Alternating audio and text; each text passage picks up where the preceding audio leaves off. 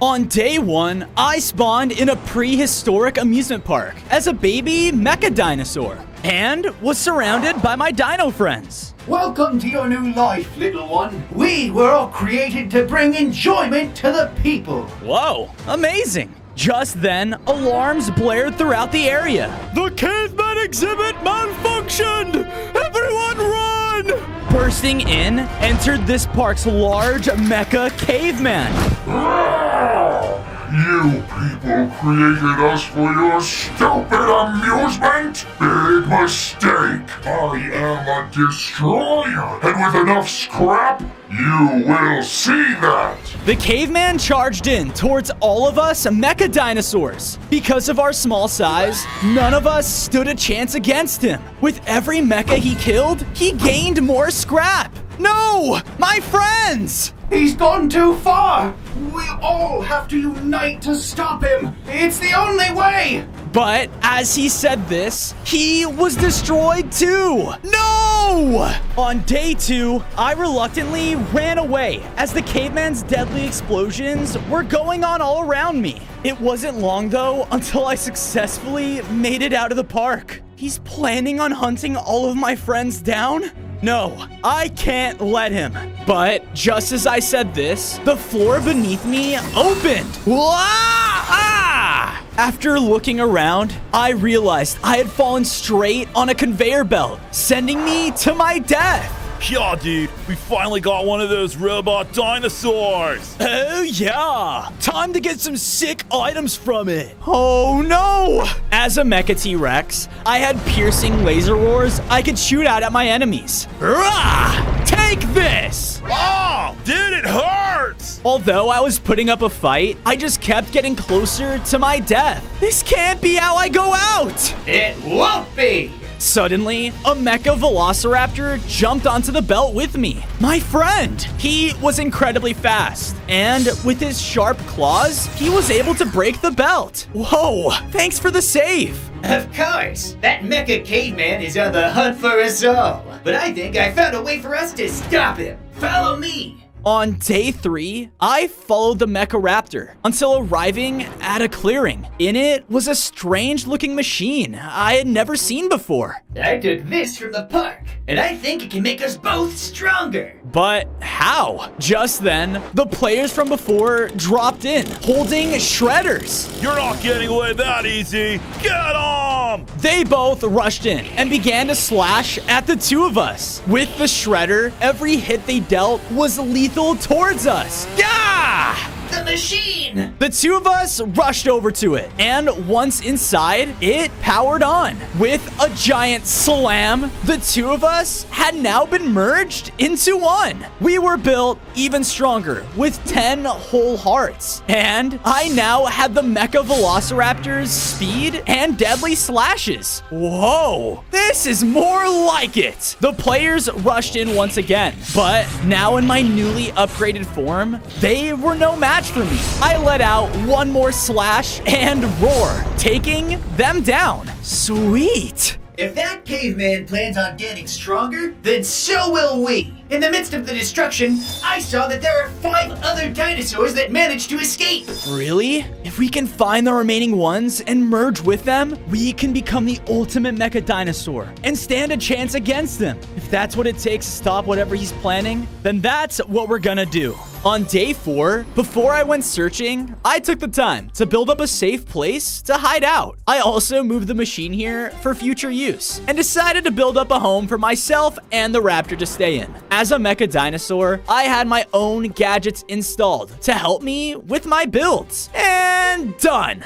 Ha! Made to scare off any intruders. Wait a minute, an intruder? Aha! Another one of you. I'm taking you as a prisoner. Oh, really? You in what army?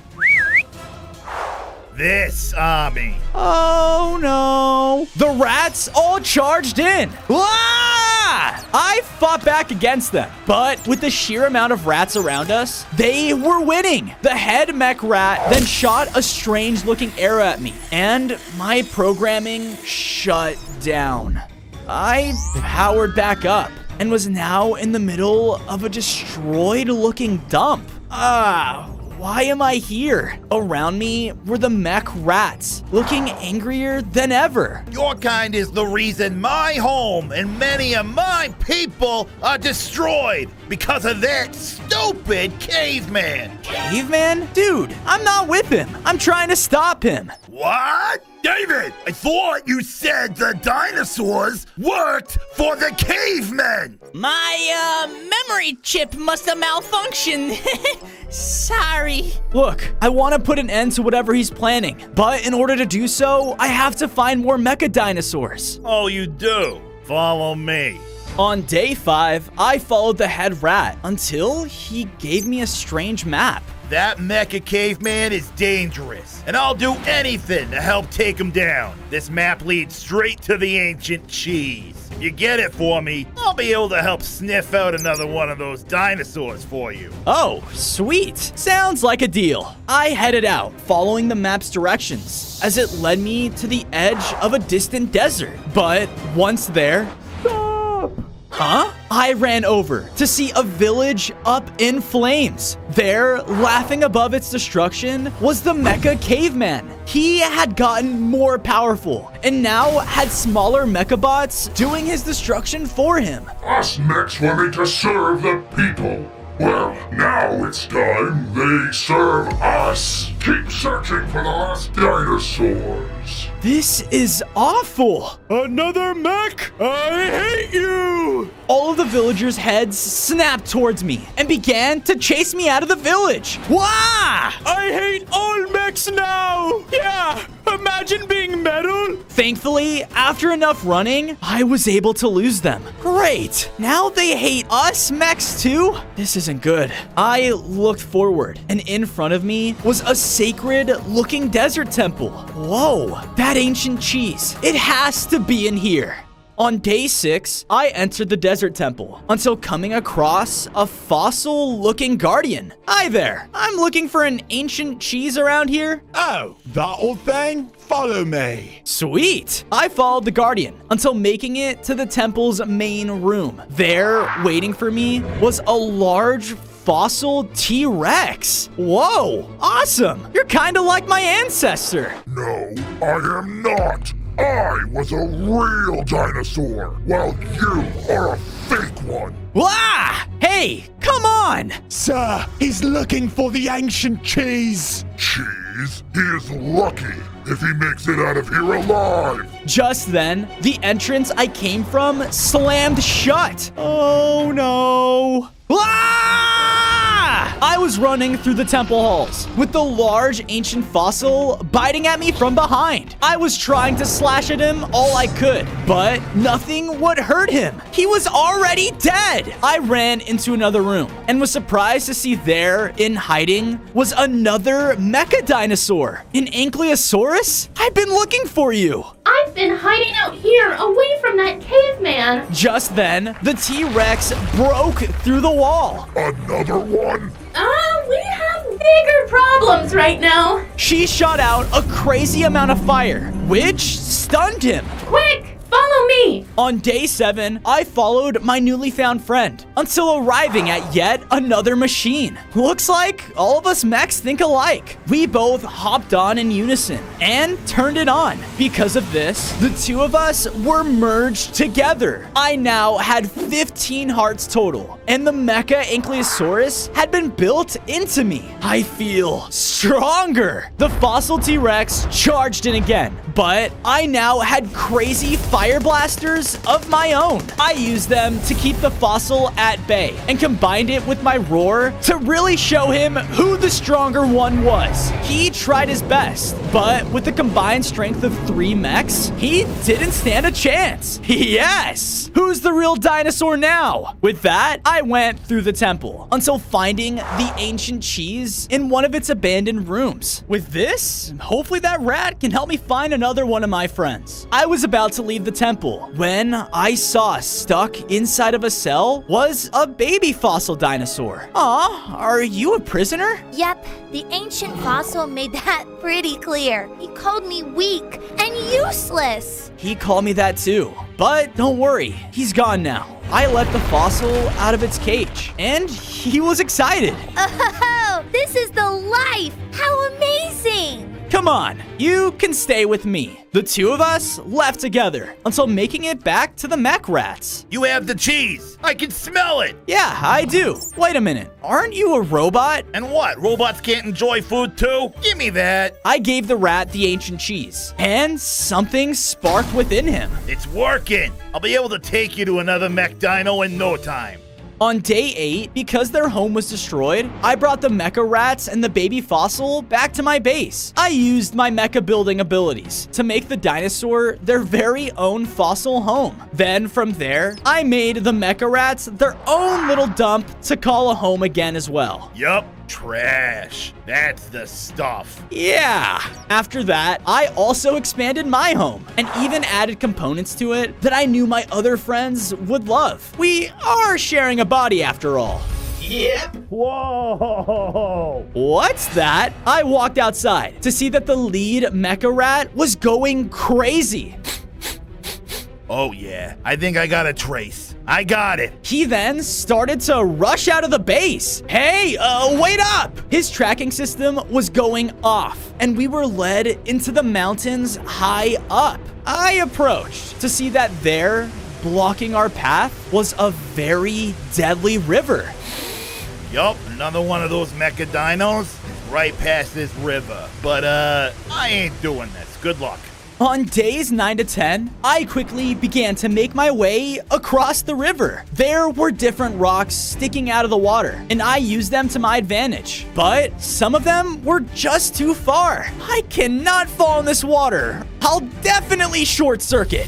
My claws! Use them! Huh? My programming felt weird, and I had an urge to shoot out my claws? Whoa! I have grappling claws! With this, I was able to make jump after jump. This is too easy! I made it to the other side, and as I did, a random explosion went off to the side of me.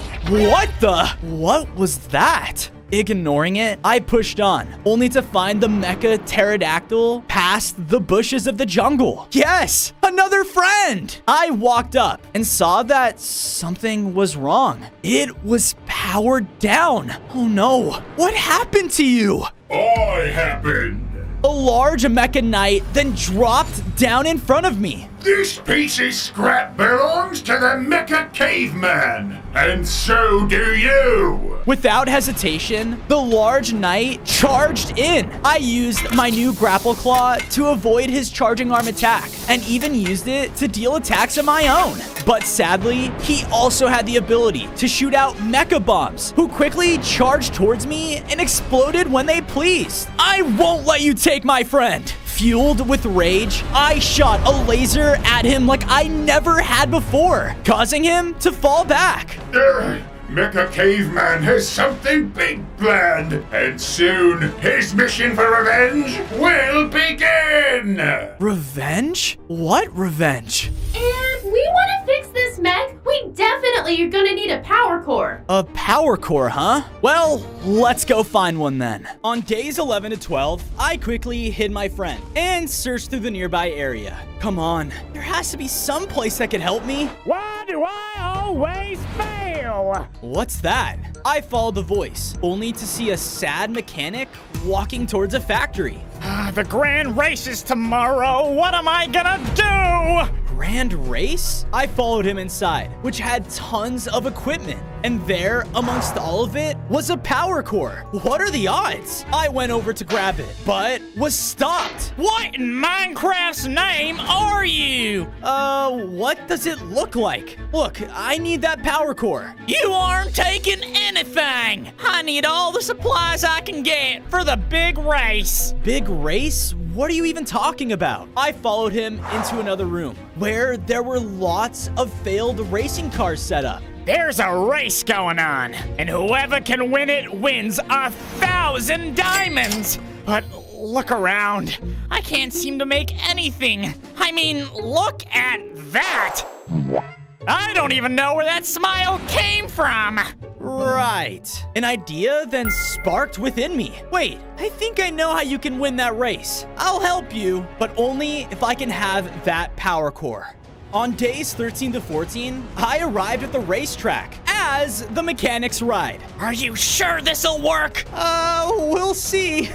The two of us made it to the starting positions, where loads of other players were getting ready. Dude, look at this guy's stupid car. Oh, What even is that? Hey! ouchie! Everyone get ready. The race is about to begin. Line up. All of us then lined up at the starting line. This better work. 3, 2, 1, go! With that, the races began, and the cars immediately sped past us. Oh no! I ran as fast as I could though. With the Raptor speed, I was actually keeping up with them. Woohoo!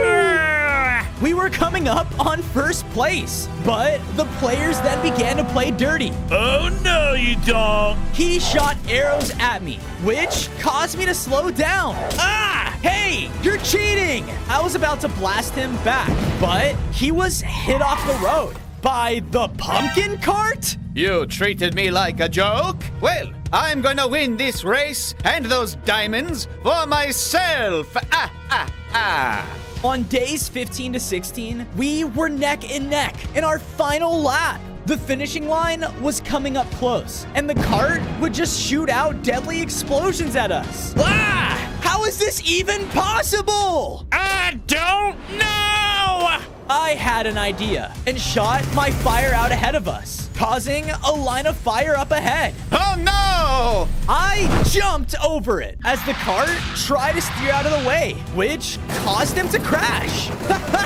Take that! With that, I crossed the finishing line and had won the race. Yay! We did it! He was granted all of his diamonds in the form of a diamond cup. But as he was celebrating, something began to happen. I was getting hacked, and within an instant, my vision teleported away. You! I looked up to see I was hacked by the Mecha Caveman. This isn't good. What do you want? I want my revenge! I was just a sad little caveman mech. Everyone loved the dinosaurs, but no one cared about me. You all had each other, and I had no one. So one day, something snapped. I will make everyone pay for how I was treated, and show the world why cavemen are better in every way. I won't let you. You won't have a choice. With that, my vision was brought back. Ah! Hello? Hello there. Finally, you're awake. Come on. It's time we fix up your friend. On days 17 to 18, I brought my powered-off friend into the factory. Hold on. He got the power core and implemented it into the pterodactyl. What? Oh, where am I? Within an instant, they began to fly up and away. Wait, no, get back here. I chased after them. He was clearly scared, but thankfully though, with my grapple claws, I was able to bring him back to me. Oh, wait, another Mecha Dinosaur, and you're stronger. I quickly caught up the pterodactyl on our mission, and he was astonished. Yeah, our home's gone because of that caveman. Anything to stop what he's doing. Great! Welcome to the team. With that, we both went back to the factory and saw another machine was built up by the mechanic. Whoa, thanks! With that, the two of us hopped on and were built together. I now had 20 hearts and had grown my very own pterodactyl wings. Whoa! I can fly now! Woohoo! Hey, you can call me Timmy. Nice to meet you, Timmy. Time to regroup at home. On days 19 to 21, I made it back to base. Whoa, you got wings now? Yep. With these wings, I decided to build up a nest on top of my home. I even added a flying course throughout as well, just so I could practice my flying whenever I pleased. Sweet. With the wings, it's best if we survey the area. Couldn't agree more. I flew throughout the terrain, trying to find any clues for the next mecha dinosaur. And it wasn't long down until I came across a deadly current leading down below the ground. Whoa, imagine falling in that. I was then hit from behind, causing me to fall in it. Ah! I turned around to see a couple of strange fish mechs. This new power is incredible! New power? I was flowing down the current, and the water was causing my vision to blur. Just like that, I had short-circuited. What happened? I lost you for a second. That's what happened. Huh? I turned to see next to me was a mecha Chronosaurus. Whoa, another mech. Hi, I've been trying to get to you, but I've been having my own problems. Own problems? Wait a minute. Why can I suddenly operate underwater? I did a simple rewire to you. You're water resistant now. Here, follow me. I followed the Chronosaurus, leading up above the water into a lush-type cave. There in it was another machine, but Some fish came by and used it to transform themselves into mech fish. Its power is great! I hate those guys. Well, we need that machine to merge the two of us. Correct. With you by my side, we can take it by force. Agreed. The two of us charged in with pure aggression, but were stopped by their leader. Halt! Halt? You stole this machine from us. Yeah, because we need it. We don't mean any harm. Tell that to the people who pushed me into the water. Give that machine back now. You want it? Follow me.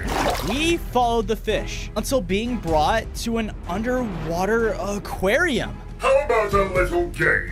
Whoever wins keeps the machine. Do we have a deal? On days 27 to 29, I was next to the fish mech leader's right-hand man. We have hid away one of our fish's water orbs. The first to search through this aquarium and find it shall win and take the machine. You're going down! Yeah, right. Horns went off, and the two of us began to search immediately. Naturally, the fish had an advantage. Not only could he swim faster than me, but he knew this aquarium inside and out. Of course, this competition's rigged. I gotta find my own way to win. I swam through, searching every corner I could find. Use my eyes! A pterodactyl's vision is top-notch! Oh, right. I focused my cameras, and because of this, I was able to see through walls. Whoa! Awesome! I saw the orb was behind a piece of seaweed, and my competitor was swimming right towards it.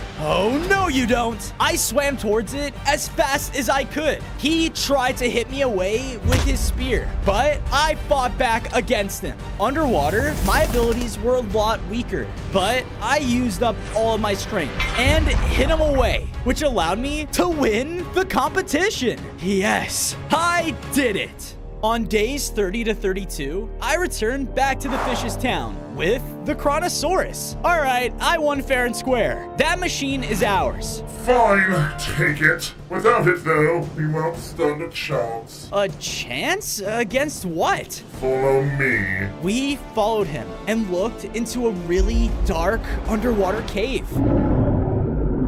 In that cave, there is a sea monster like no other. It comes out often and takes all of us fish down as it pleases. We were hoping with the machine we could upgrade and put up a fight against it, but we are limited in men. Huh. I have a problem of my own above ground. How about I help you with this, if you join my team? Deal! With that, the Chronosaurus and I initiated the machine and merged into one. I was now a larger mecha dinosaur with 25 hearts. Not only could I swim in the water faster, but I could also shoot out my own water blasts. Sweet! Now, let's go deal with that monster. In my upgraded form, I left the town and headed deep within the cavern. Roars kept sounding off, and they kept getting closer and closer until one happened right behind me.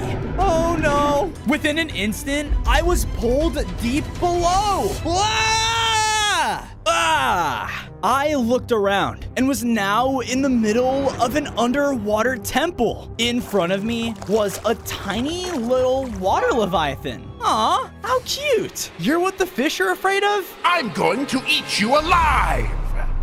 What? The Leviathan then started to grow and grow and grow. Hey, you aren't a fish. Yeah, obviously. And you're not cute anymore. So, like, stop eating them, dude. Never! It charged towards me. It was incredibly strong. And just from its roar, sent down magical blasts that took away lots of my health. Ouch! Can't we just talk this out? It wasn't listening. So I was left with no choice but to fight back. I was able to swim way faster now. And with my new water upgrade, I was able to counter him with ease. Aha! That's right. The Leviathan wasn't letting up though. But with one final water blast, I was able to take it down. Woohoo! Take that! The fish leader swam up and was happy. Thank you. You actually did it. I for sure thought you were a goner, but anyways, we will gladly join your side. Sweet! On days 36 to 39, I made it back to my base and quickly used my claws to dig out a pool. Once I had the shaping just right, I used my new water blasts to fill it full of water for the fish mechs. Oh yeah. Thank you, Fuzo. Don't mention it. All mechs have a home here. With that, I went over and added some nice details to my home to match my newest upgrade. Well, well, look at those pearly whites. I'm glad you like it. Just then, I heard some voices from outside of our base. Oh, come on! Who's that? I quietly snuck outside to see two pillagers running by in panic. First the park, and now our home too! These stupid dinosaurs are destroying everything! Their home was destroyed by a dinosaur? No, that doesn't sound right. I better check it out. On days 40 to 44, I ran off in the directions the pillagers were coming from, only to see that their mansion was completely destroyed. I looked around and saw that there were large footprints on the ground. Wait, a dinosaur! It really was another mech! Why would they do this? Just then, some of the cavemen's bots came in, searching the area. I better hide and see what they're up to. You heard the boss. Scavenge whatever's left. We have to get back to the forge ASAP. They quickly grabbed what they could and headed off. A forge? I followed behind them until we eventually made it to a massive forge built up in a clearing. The bots were using the structure to smelt down all the scrap they were harvesting. This can't be good. Yes, my most powerful upgrades are soon at hand. My revenge is close. So close, I can taste it. Bozo, I sense someone's watching us. I quickly turned around to see a strange light. Oh dear! Who was that? I can't let them blow my cover. On days 45 to 47, I ran away from the forge and into the forest after the creature. Come on, where did it go? I then saw the light again, moving throughout the trees. Aha! Ah! The little creature clearly knew the forest well and constantly was avoiding me. Suddenly, the light flashed as magical roots were summoned all around me. Ah! Oh, come on! Whoa, what's going on in the distance? Just then, the creature with the light began to reveal itself.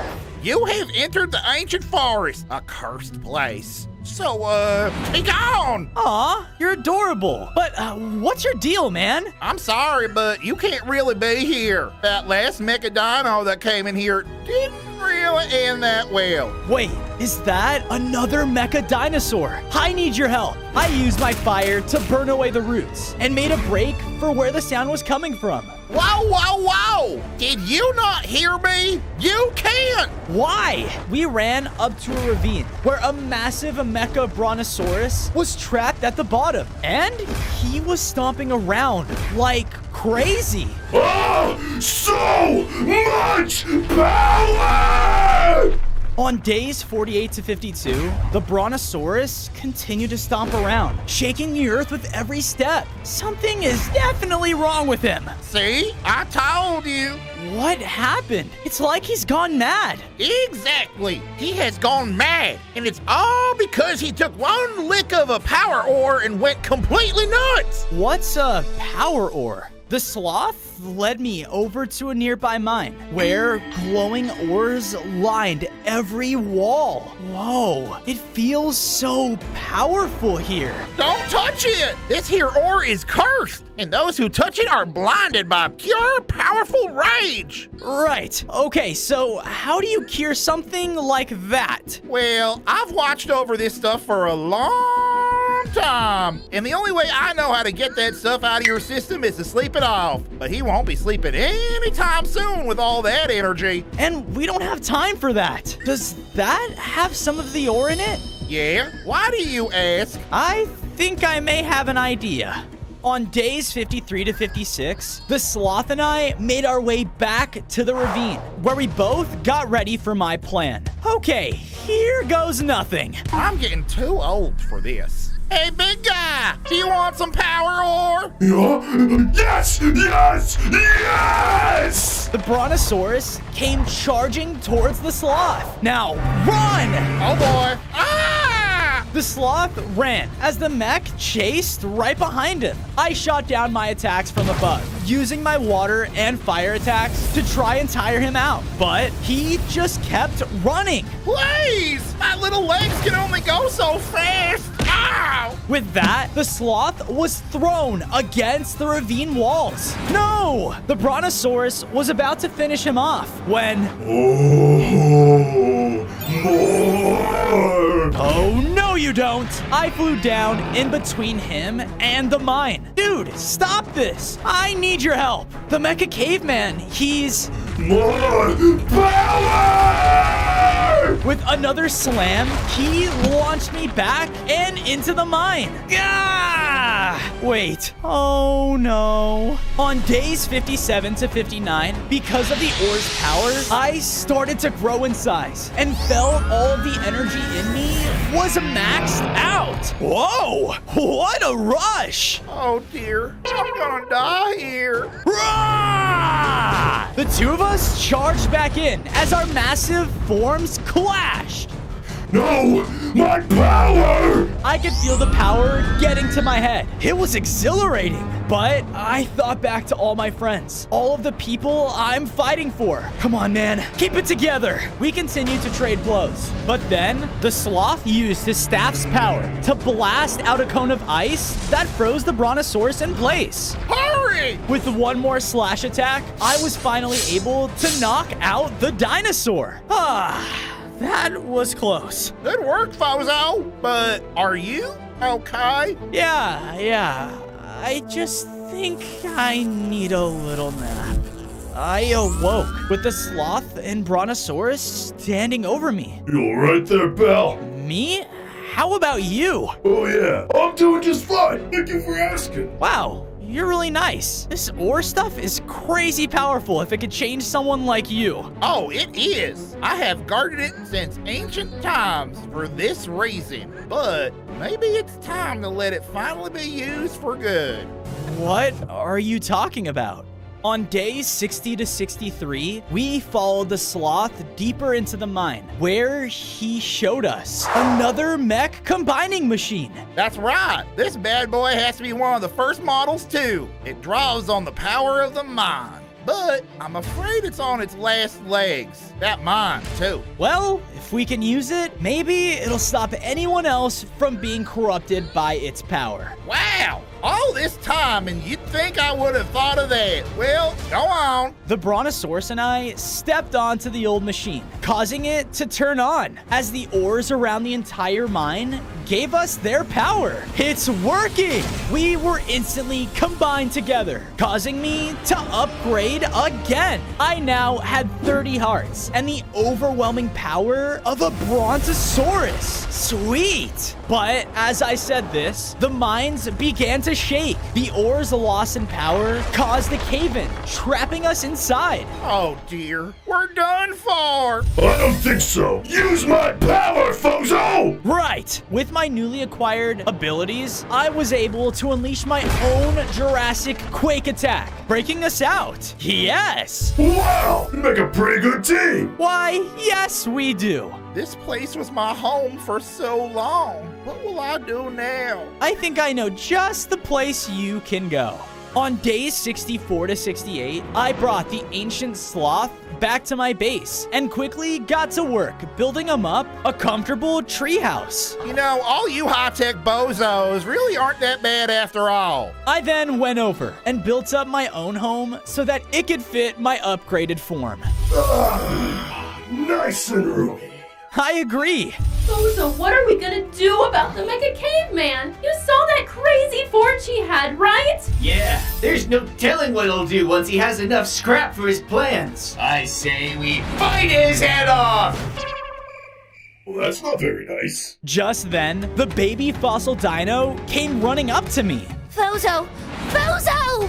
What's going on, little guy? Listen, you gotta come see this. This volcano, it's going crazy. On days 69 to 73, the baby fossil led me to the base of a very active volcano. Clumps of magma were splashing down all around us as I heard a roar coming from the summit. Where are you? What is that? I don't know, but I saw this Mecha Triceratops rampaging through here. He ran up that volcano, causing so much destruction that as he went, it became active. Wait, a Mecha Triceratops? They're the last Mecha dinosaur that escaped the park. Thanks, I'll take care of it. Sweet. I'm not ready to die by a meteor. Twice. With that, I started to make my way up the erupting volcano. I tried to fly up, but the falling lava bombs made things extremely difficult. I guess I have to do this on foot. I tried my best, but the lava just kept coming. Oh no! There was now a large flow of lava that was blocking my path. But with my water blasters, I was able to turn it into obsidian. Being mech is amazing. With that, I made it to the top. Hey, it is you. Ah, yes. They said you'd be here. Now prepare to meet your doom by my horns! Wait, what? On days 74 to 77, the Triceratops charged in with its horns. I flew up, quickly evading the attack, but I was confused. Why are you doing this? We have to work together. I will never work with the likes of you, not after what you've done. What? What did I do? The Triceratops charged at me again, but this time, his speed and strength allowed him to dash up at me in the air. Whoa!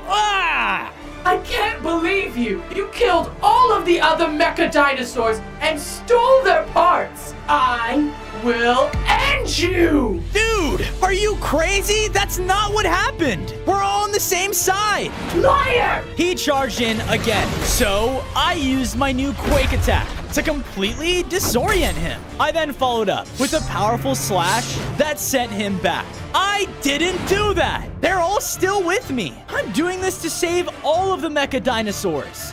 What? Then why did he? Who are you talking about? Just then, an explosion erupted from the side of the volcano, revealing the Mecha Caveman and his bots. All according to plan. On days 78 to 80, the Mecha Caveman approached the Triceratops. You told me that he was killing the others! Oh, right. I lied. I just wanted both of you in the same place so that I could take your scrap for myself. No! My friends! In his blinded rage, it ran in to attack, but the caveman easily struck him down. This isn't even my final form! The Mecha Caveman started to charge a powerful attack that would finish him in one hit. No! I pushed through the bots with my abilities and leapt towards my friend. Gah! From the caveman's hit, I was taken down to low hearts. He's still so strong. That's right. And with each of your scrap, I'll become strong enough to give this world what it deserves. Now, bots, push them into the lava. They'll be easier to transport when they're already melted down. Now I have to get back to my forge. The caveman stormed off as his bots charged towards us and pushed us straight into the lava. On days 81 to 85, I could feel my body melting down. Ah, is this it? This can't be it. Not if I have anything to say about it. The Triceratops swam up to me as our molten forms began to merge into one. So anyway, that's why I use premium oil myself. It really frees up your gears. Yeah! Truce? I unleashed my new horn charge attack, which completely tore through the remaining bots. Woohoo! Not only that, but I now had 35 hearts and became the most powerful mecha dinosaur to ever exist. Ha ha! Great work! Hey, Tracy, you finally came around! Oh, thank goodness. I'm so glad you're all safe. I'm sorry I didn't believe you, Fozo. It's all right. You just wanted to know your friends are okay. And now we gotta make sure it stays that way. On days 86 to 90, I made my way back to the caveman's forge to finally take him on. But when I got there... Sir, our bots still haven't returned from the volcano. No matter. We have enough scrap. What about their base? Our boss just found it now, sir. Without the Mecha T-Rex there, his friends won't stand a chance. What? They're attacking my base? Ha ha ha ha! Good! Now, wait here as I upgrade into my final form.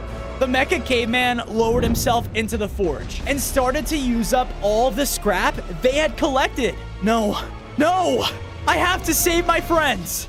On days 91 to 94, I rushed back home to see that my entire base was being attacked. Bots were scattered all around, destroying all of our homes and cornering my friends. Stay back. I'm warning you. Ha! I can't wait to melt down your scrap! No! I quickly flew in and slammed down into the ground, taking out a group of them. What the? Get him! The bots rushed in, but I used my fire to burn them all down. Yeah, they don't stand a chance against me anymore. Oh boy, thanks, Fozo. You really saved our tails. Anything for you guys. Now, hurry. Let's make sure you guys stay safe. I took them over to a secluded spot and used my charge attack to dig out a hideaway for them. Everyone, in here. They all hid in the cave, but the mech rat looked confused. You ain't gonna join us? I can't. I have to finish this. You can't do it alone. I'm not alone, remember? Yeah! Let's go show those cavemen what real steel looks like! On days 95 to 99, I returned to the forge, only to see that the Mecha Caveman was still transforming. I still have time. Oh, do ya? Well, you're gonna have to get past me, you metal lizard! Sounds easy enough. But as I said this, more bots came out of the factory to stand with him. Less easy. They all charged in and began to attack in unison. They weren't as scary anymore though, but their sheer number was still overwhelming. I used all the abilities I could to take out groups of them at a time, but any chance he could, the knight would just come charging in and hit me back. Ah, stay back! I knew that the Mecha Caveman was about to finish his upgrade. I don't have a second to lose. Because of this, I unleashed another powerful Jurassic Quake that took out the remaining bots. Oh no! And I finally took down the knight as well. And stay down. Yes, we did it! But as I said this...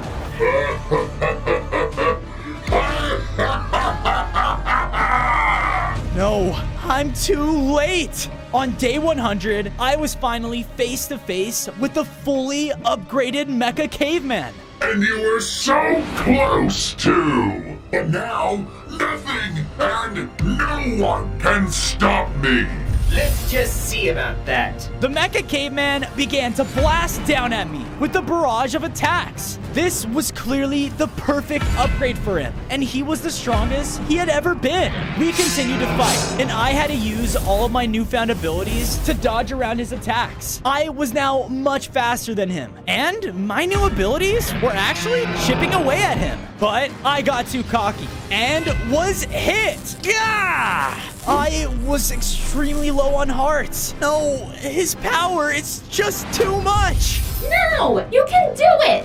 You are strong, Fozo. And to think, not long ago I was even weaker than you, and neglected because of it. But now, you are the only thing left in my way. Remember, we are all with you! I could feel every one of my dinosaur friends power up inside of me. All of our rage and energy built up into the strongest burst we had ever felt before. No! No! The shockwave itself struck the caveman and finally took him down for good. Yes, we did it! The entire world can now live in peace. On day 1, I was assembled as a robot dragon. I was standing in front of a scientist who said, "It worked." There was a large explosion, and a group of soldiers came running into the lab, following a tank. Capture the robot dragon. It'll be our perfect weapon against the world. The soldiers started to attack me and the scientist. I was scared and didn't know what to do. Run and hide. I only had 5 hearts, so I did what I was told. I had to find another way out, and whoa! I have TNT cannons? I blasted through the other wall and started to make a run for it. Do not let it escape. I need it for my robotic army. I turned around and saw they had captured the scientist. I wanted to help, but I was too afraid, so I kept running. On day 2, I continued to flee from the general's soldiers by running through a thick forest. I didn't seem to be able to lose them, and eventually I found myself in a corner. Oh no, how am I gonna get out of this one? Yes, sir! Leave me alone! I used my TNT cannon on the soldiers and was now alone in the forest. Ah! What's going on? Did I just short circuit? Oh man, am I running out of power? Wow, I defeated all of those people. I began to walk off, hoping to find someone who would help me. On day 3, I entered a large city and began to walk through the streets. At first, it looked like all the villagers were terrified of me. It's Dr. Mecha's newest creation! Doctor who? Was this the man who created me? No one answered. I want it! It's mine! Give me the robot! The villagers are starting to fight back against each other. Why are they fighting? Is it because of me? All of this fighting started to terrify me, so I started to run away from them as fast as I could. Wait a minute, not running. I was flying. I looked down at all the villagers that were still fighting each other. Whoa, I'm like 20 feet above them. I didn't know I could fly. I flew away from the mob and got away from the city. Hey, Dragon, over here. Dr. Mecha sent me. I spotted another robot standing in front of a tunnel. I wasn't sure if I can trust him. Do you really have any other choice? You're right. I followed him into the tunnel. We kept going through it and eventually ended up in a large laboratory similar to the one I was created in. What is this place? This is another one of Dr. Mecha's laboratories. Our creator. Follow me. Our creator? Wait, you were created by him too? I followed him into another room and was amazed. There were so many schematics and equipment. I am NRG. I was created by Dr. Mecha too, the first of my kind. I began to look at the documents and found several writings that describe the general's plans for a robotic takeover of the world. That's that same general that I saw on day 1. I continued to the room and found Dr. Mecha's journal, and the journal detailed very specific instructions for upgrading myself. Mecha must have left this in case he was captured. I told NRG that I was gonna have to go follow these directions that were left for me. The little robot told me to be careful on my journey. Thanks, NRG. I'll see you in a little bit. On day 5, I wanted to find Dr. Mecha, but I was worried that I was still too weak. I decided to follow the instructions for the upgrades and found myself approaching a military base. Why would my upgrade be here? This place looks dangerous. I started to search the base, looking for the blueprints that were detailed in my journey. As I was looking, I walked past a room of soldiers. What are they working on? I tried to get a closer look, but... oh no. I gotta run. I started to run away from them, but they activated the alarms and everyone was on high alert. I I had no choice but to fight back against them. And after a while, I took them all down. I don't want to harm people, but it seems like this world is filled with violence. I went back to searching. The next instruction detailed a machine that looked like... Oh, there it is. I attached a schematic to the machine and then got inside. There was a large flash of light. And whoa, I'm big now. And I have 15 hearts. I should go find NRG and show him my upgrades. On day 6, I was flying back toward Dr. Mecha's lab when I spotted NRG standing in a field. What is he doing out here? I landed near him. Hey, why aren't you at the laboratory? The soldiers came and raided it. They took everything. He told me that as he was fleeing, he saw the laboratory explode. How could those monsters do that to his home? Do you think they're after us? Oh man, we're definitely gonna need a place to stay. I was wondering, how was I gonna be able to collect materials? Wait a minute, my upgrade, it gave me a mining tool. This is so cool. I had the abilities to shoot lasers from my body to collect resources. Once I had enough, NRG and I found a good spot. We got to work building a house for myself and then began constructing one for NRG. Thank you for all your help. Sure good to have a new friend. No problem. I sure was happy to have found someone around who didn't want to attack me or try to buy me. On day 7, NRG and I started to formulate a plan that would free Dr. Mecha. And also, why were you created? I mean, what do you do? He made me as an experiment for his son. Where is his son? I am not sure. I was programmed to be his son's best friend and companion, but I have not seen him in a long time. You see, I have no free will at all. I am only capable of being kind and trying to make people smile. You, on the other hand, are different. Wow, isn't this guy just the sweetest little thing? We started to think together. There had to be a way we can get Dr. Mecha back and find his son as well. Hey, do you know about any other laboratories that they could have taken him to? He said that the only ones he had seen were where I was born and the one that was just destroyed. I have been to his headquarters once before. He explained to me where the city was that contained a large tower with an M on it. I guess that's where I'll start looking. I headed off toward the city. On day 8, I arrived at the city. As I approached it, I could see the building with the M. Wow, it was even more incredible in person than I had imagined. Wait, what's going on? The building was exploding and collapsing right in front of me. Yes, sir! These guys again? Ah! I was filled with so much rage. They had destroyed my only lead in finding Dr. Mecha. All of the soldiers who stood no chance against me. Once they were all defeated, I looked around and saw all of the villagers running in terror, afraid of what I was capable of. Am I really just a monster that was built for destruction? Robot Dragon! Dr. Mecha passed through here with General Vulcan very recently. I turned and saw the mayor of the city approaching me. He told me that he recognized the logo on my body and he had to offer his help. I thanked him and flew off in the direction he told me they were traveling. On days 9 to 10, I continued on my course, but I started to hear a strange beeping sound. Suddenly, I noticed that I was running low on power. Hey, watch out!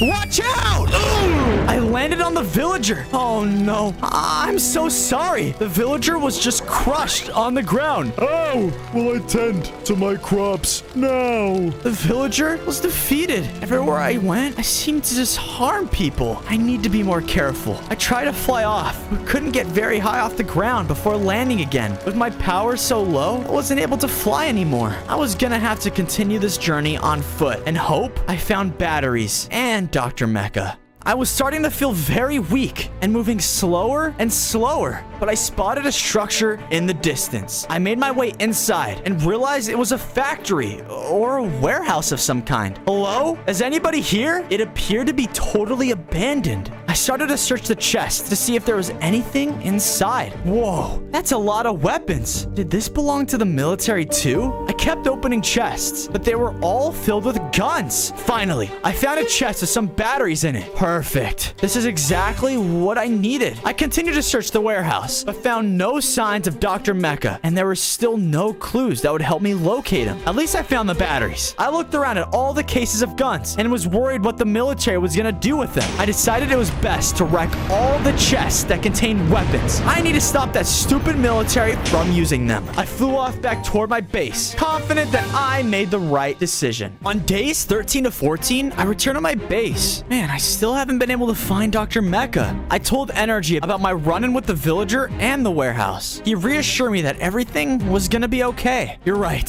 To clear my mind, I started to work on my base and expanded it. I added chests as well as furnaces for later. When I finished, NRG approached me and said, "Look at what I was able to create." He presented me with a robot creation of the villager. This is incredible. I have evolved. Thank you for my upgrade, robot villager. Off to crabs.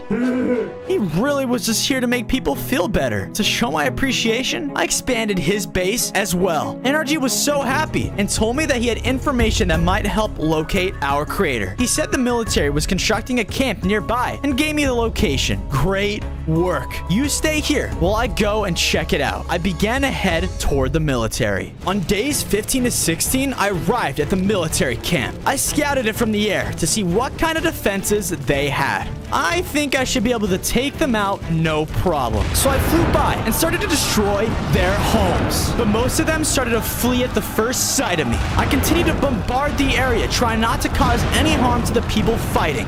This sent them all running. Oh, no, you don't. I landed in front of one of the fleeing men. Hey, I need answers right now. Where is Dr. Mecha? I swear, I don't know where they took him. Why don't you just take a wild guess then before you make me mad? The soldier told me that there was a military prison where all the high-value prisoners were taken. He gave me the location and said that's all he knew. You should find a new profession before you really get hurt. The soldier ran off while I flew toward the location of the prison. On days 17 to 18, I arrived at the military prison and noticed that it was heavily guarded. Dr. Mecha must be here. Everywhere I looked, there were soldiers patrolling the areas. No, I will never. Wait, Dr. Mecha?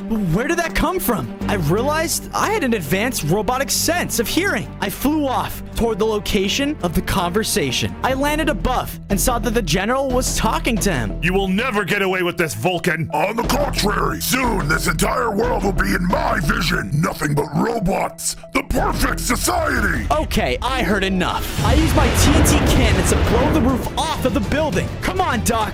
We need to get out of here. He hopped on my back, and I began to fly, heading toward my base, when I heard the general screaming. I will get you, Dragon. Mark my word. On days 19 to 20, Dr. Mecha and I returned to the base, and NRG was so happy to be reunited with him. Doctor, you're back. It's so good to see you again. I'm glad you took care of the dragon like I requested. Thank you for your hard work. Since Dr. Mecha was now here, he was gonna need a place to stay. NRG and I got to work building him a small laboratory to work in. I'm so happy to have us all back together now. I see you were able to acquire an upgrade I left for you. Of course. Thank you so much for the upgrade, but I don't think there's any more left in that journal you gave me. Mecha told me that there were plenty more upgrades for me, and he had one in particular that he wanted me to get now. Apparently, there was a cave that contained pink crystals, and if I brought them back to him, he would give me the upgrade. I'm on it. I headed off to find the crystals.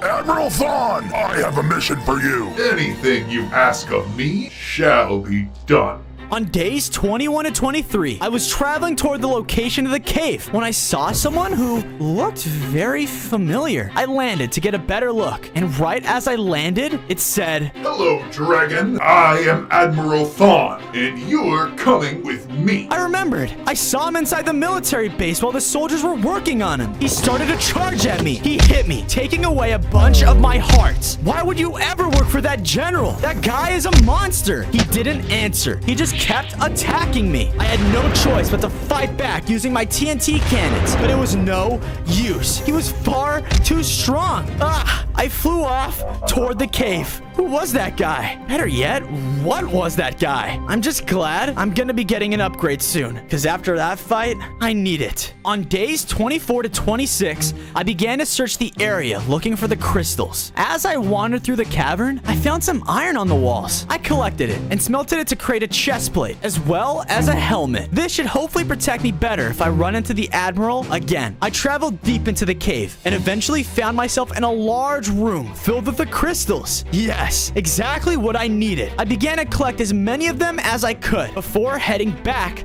toward home. I got back to my base and handed over the crystal to Dr. Mecha. Perfect, Bozo. This is exactly what I need. I'll get started on that upgrade for you. I tried to ask him what the upgrade was, but he said that I would find out soon enough. And he rushed into his lab. Energy walked over to me and told me that the doctor knew what he was doing. Okay, buddy, I'll take your word for it. On days 27 to 29, Dr. Mecha told me that my upgrade was ready. I quickly rushed to see what it was. I created this using crystals in order to help concentrate your mining laser. He dropped me a large-looking gun in front of me and told me to give it a try. What? No, I don't want to use this. Why is everyone trying to get me to fight? I don't want to hurt anyone. You need to take this. The world is a dangerous place, and you will need to be better prepared. Is this what he created me for? And why was he able to make something like this anyway? Suddenly, there was a signal coming from Dr. Mecha's lab. He told me that a city was in danger and needed my assistance right now. I was about to fly off when he stopped me and motioned for the weapon he had created for me. Fine. I reluctantly grabbed it and headed off. On days 30 to 32, I arrived at the city and saw that it was under attack and swarming with soldiers and tanks. I landed. Hey, stop attacking the city. What can you even get out of harming the innocent like this? General Vulcan has plans for the world. Get the dragon! The soldiers turned their attention on me. Aw, man. I guess it's a good thing I brought the laser. I concentrated it. And wow, look at that. I got laser vision. It was incredibly powerful, and I was able to take out the soldiers with ease. It wasn't long before I defeated most of them and sent the others running away from the city. The citizens came out and started to cheer for me, thanking me for saving the city. You know what? Maybe I do need to fight for these people. Yes! We are so thankful for Mecha and his war machine! Hey, I'm not a war machine. Whatever. I flew off into the air, away from the city. I wasn't a machine made for war. Is that all these people are gonna see me for? I really hope not. I was on my way back toward my base when I spotted the general standing in a field. Hey, what is this guy doing? What do you want? I want to make you an offer. Join me in my army. Together, we will quickly turn this world into paradise. Huh, is that what you're calling it, huh? You think a full robot takeover would be paradise for everyone? Think again. He said with this takeover, there would be no more war and no more violence. I refuse. The general shook his head and said, Have it your way then. Give it to him, BattleBots. Suddenly, a group of robots came charging at me. Oh no. Vulcan had already created robot soldiers to fight for him. I started to use everything I had to fight them off. I used my TNT breath and laser vision to take as many of them out as I could. I staggered most of them when I heard a beeping sound and realized the laser vision was quickly draining my battery. I opened my inventory and was down to my last battery. I decided it was best to fly off toward base while the robots were regrouping. On days 36 to 38, I arrived at base and explained to Dr. Mecha what had happened. There has to be something that could be done about this. He told me that at the laboratory he created, there were parts for an infinite battery. Wait, you've been working on that? If I was able to retrieve them, maybe he can craft it for me. I traveled back toward where I was created and began to search it. While I was searching, I spotted some strange schematics. At first, I thought it was a schematic for NRG until I realized it was much larger. Was this the schematic for the battle bots? I continued searching the laboratory, making sure to check every chest I can find until, here it is! I headed back toward my base and handed over the parts to Dr. Mecha. But before he went back inside, I asked him about the schematics I'd found. Oh, those? Those are just old prototypes for NRG. But they look just like the bots that attacked me for the general. How is that possible? The general probably raided my lab after capturing me. It's possible they stole NRG's design and created those bots. I tried to ask more, but he wouldn't speak up. He just rushed inside to prepare my battery. Man, what is that guy hiding? Whatever. It's best to just stop questioning it. Hopefully, my new battery would be finished soon. On days 39 to 41, I decided it was best to be prepared for any kind of weapon the general could assault us with. I began by collecting some resources and then constructing a large wall around the base to slow down any attacks. As I finished, Dr. Mecha approached me and he had the infinite battery. He dropped it for me and quickly installed it. Wow, I felt so much more powerful. Seriously, thank you for the upgrade. I like this one a lot more. especially because it didn't put anyone in harm's way. Add these to the wall. I made them for our protection. He dropped me a bunch of turrets and ammo. What? Why are you so good at making weapons? I wouldn't think too much about it, Fozo. I took the turrets and added them to the walls. I guess it was another layer of protection, but man, I don't know how I feel about this. Once I finished, I decided to go out for a fly. I definitely needed to clear my head from all of these thoughts. On days 42 to 44, I was flying around when I was struck with something. Ah! I crash landed. Oh, what was that? I looked around and saw Admiral Thawne rushing at me. Oh, brother, this guy again? I started to fight back against him using my laser vision, but it seemed to have little effect. The General gave us all armor upgrades after seeing your powers. Well, that's not good. I kept fighting with him, doing my best to keep my distance, but he kept hitting me with some strange weapon, and it would set me on fire. Ah, why would you work for the General anyway? Don't you see what he's doing is wrong? I have no choice. I am programmed to work for the robotic takeover. NRG said the same thing. Why am I different then? You're no different than me. You're nothing but a weapon. Ask your creator. He will tell you. You're a liar! I hit him with my TNT breath and sent him flying away from me. Was I really just a weapon of destruction? No, I need to go and talk to Dr. Mecha right now. On days 45 to 47, I returned back to my base. I demanded that Dr. Mecha tells me more about what I was. Why? Why did you create me? And what is my purpose? You were created to do great things. He kept refusing to say anything else. But no, I'm not leaving until you tell me. What is this obsession with this now? Everyone keeps calling me a weapon, and all I've ever done is cause harm and destruction. And I'm actually starting to believe it. He began to tell me that in the forest was his family's home, away from the laboratories that only he knew the location of. Mecha said if I traveled there, I would have all the answers I needed. He dropped me a map, and I flew off toward the location. On days 48 to 50, I arrived at the house. It was smaller than I expected, but then again, I was a robot dragon. I entered and started to look for his journal. I found it in a chest, and I began to read. My son, Fozo, the best thing that has ever happened in my life. I built NRG to be with him while I was away traveling for work. One day, he became extremely sick and bedridden, slowly losing his strength day by day. I tried my best to create something that would help him, but nothing seemed to have any effect. Finally, I was out of options. I had to try something that was dangerous and radical. I decided to attempt to infuse my son into a robot, but not just any robot, a dragon. I believe this would be the only way to save my son's life. How? How was this possible? I was Dr. Mecha's son? I had way more questions than answers. I'm gonna go ask them right now. On days 51 to 53, I landed in front of Dr. Mecha's lab. Hey, I need to talk to you right now. I now understand why you created me and why. Why did you keep this a secret? I should have told you that earlier, but I was too afraid to. It was a selfish thing for me to do. Yeah, it was. I'm your son, and man, this is just a lot to process right now. I knew deep down, though, this was the least of our worries, with the General still out there. I am glad you returned, Fozo. I missed you so much. Of course, NRG. I'm just glad that you're willing to help me out as much as you are. Dr. Mecha began receiving transmission from another city, but it was quickly cut off. You need to go and investigate what's going on here. Yeah, you're right. I'm on it. I began to fly off toward the city as fast as I could. On days 54 to 56, I arrived at the city and saw that it was completely out of power. I then saw the streets swarming with more battle bots. Hey, stop at once. Acquire all the energy. They started to rush at me and attack, so I fought back using my laser eyes. I had to make sure my aim was good to avoid hitting any buildings or citizens. I defeated the last one finally. Acquire all the energy? What could they have meant by that? Did the General want all of my energy? We have been getting reports from all around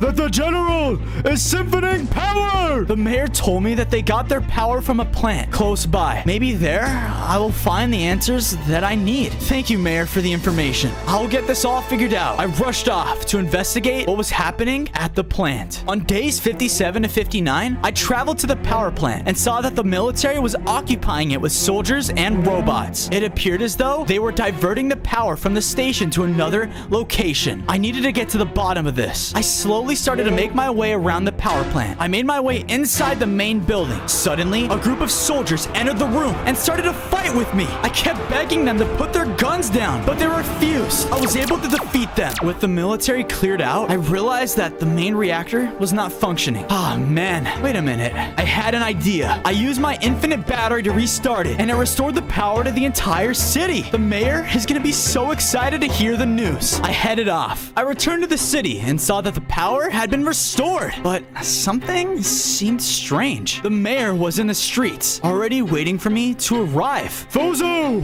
you cannot have returned quickly enough. The mayor explained that shortly after my departure, a lot of the citizens began to act strange. I looked around and noticed that they were beginning to group up in the streets behind us. Mayor, it's best if you started to hide. Now, what do you all want? They didn't say anything, but transformed into robots. Wait, what have you done with the real citizens? More advanced robots landed in front of me and said, "Hello, Fozo. Prepare to be destroyed." They charged at me. They dealt a ton of damage and appeared as though my laser vision was dealing less to them. I had no choice but to retreat back to my base. On days 63 to 65, Dr. Mecha quickly got to work repairing me, but I began to power down. Ugh. When I woke up, I noticed that I'd gained another 5 hearts. What? While you were powering down, I worked on repairing and upgrading your metal plating. I quickly caught him up on the battle and how the city had been taken over by robot citizens. Man, I don't know how this happened, but it seems like this is just the beginning. Then we should get to work building a safe space. He was right.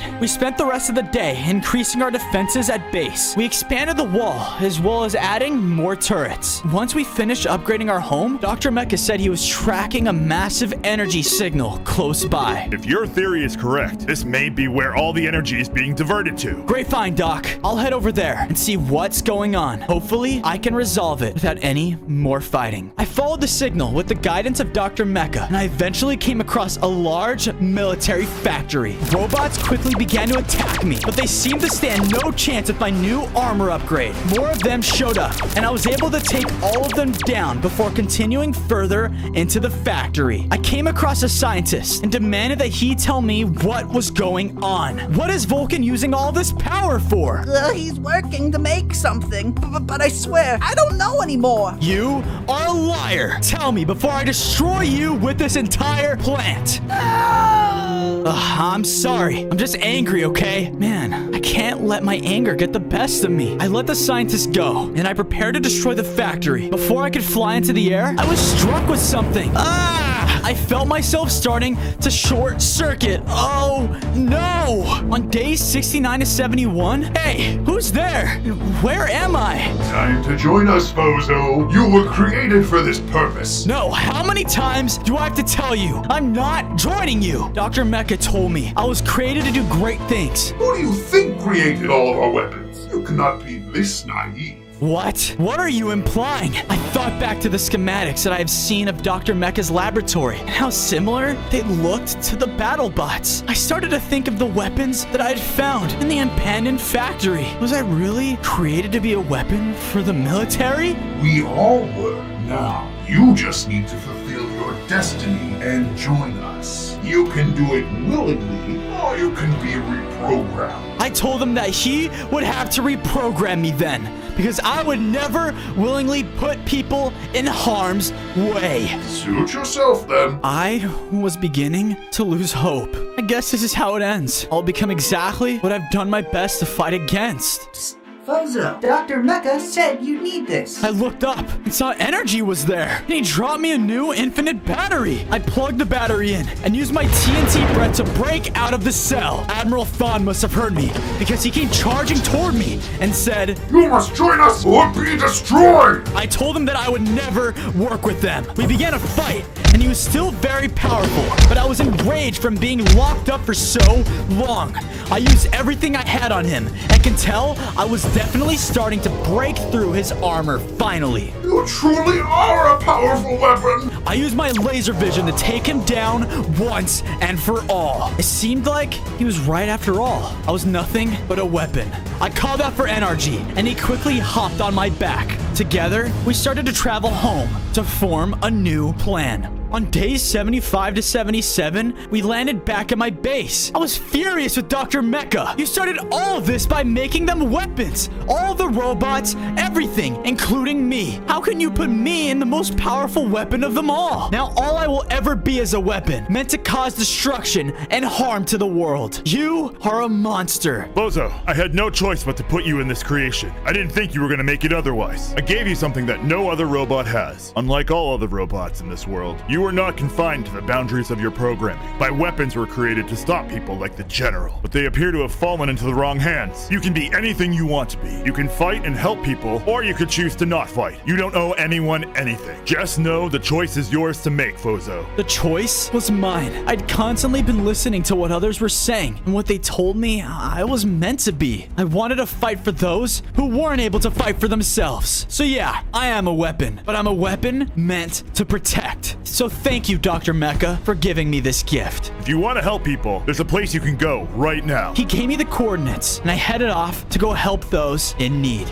On days 78 to 80, I arrived at a small town where something strange seemed to be happening. All the villagers were in cages. Man, what's going on here? Robots! I turned around, and I saw battle bots rushing toward me. Not these guys again. I started to fight back against them, this time with the full confidence that I was doing the right thing. These guys were no match for me at this point. After some time, the final one was taken down, and I began to free the villagers. Once they were all freed, I began to ask them what happened. The battle bots have been rounding up villagers and taking them away from here, slowly trying to replace us with robots.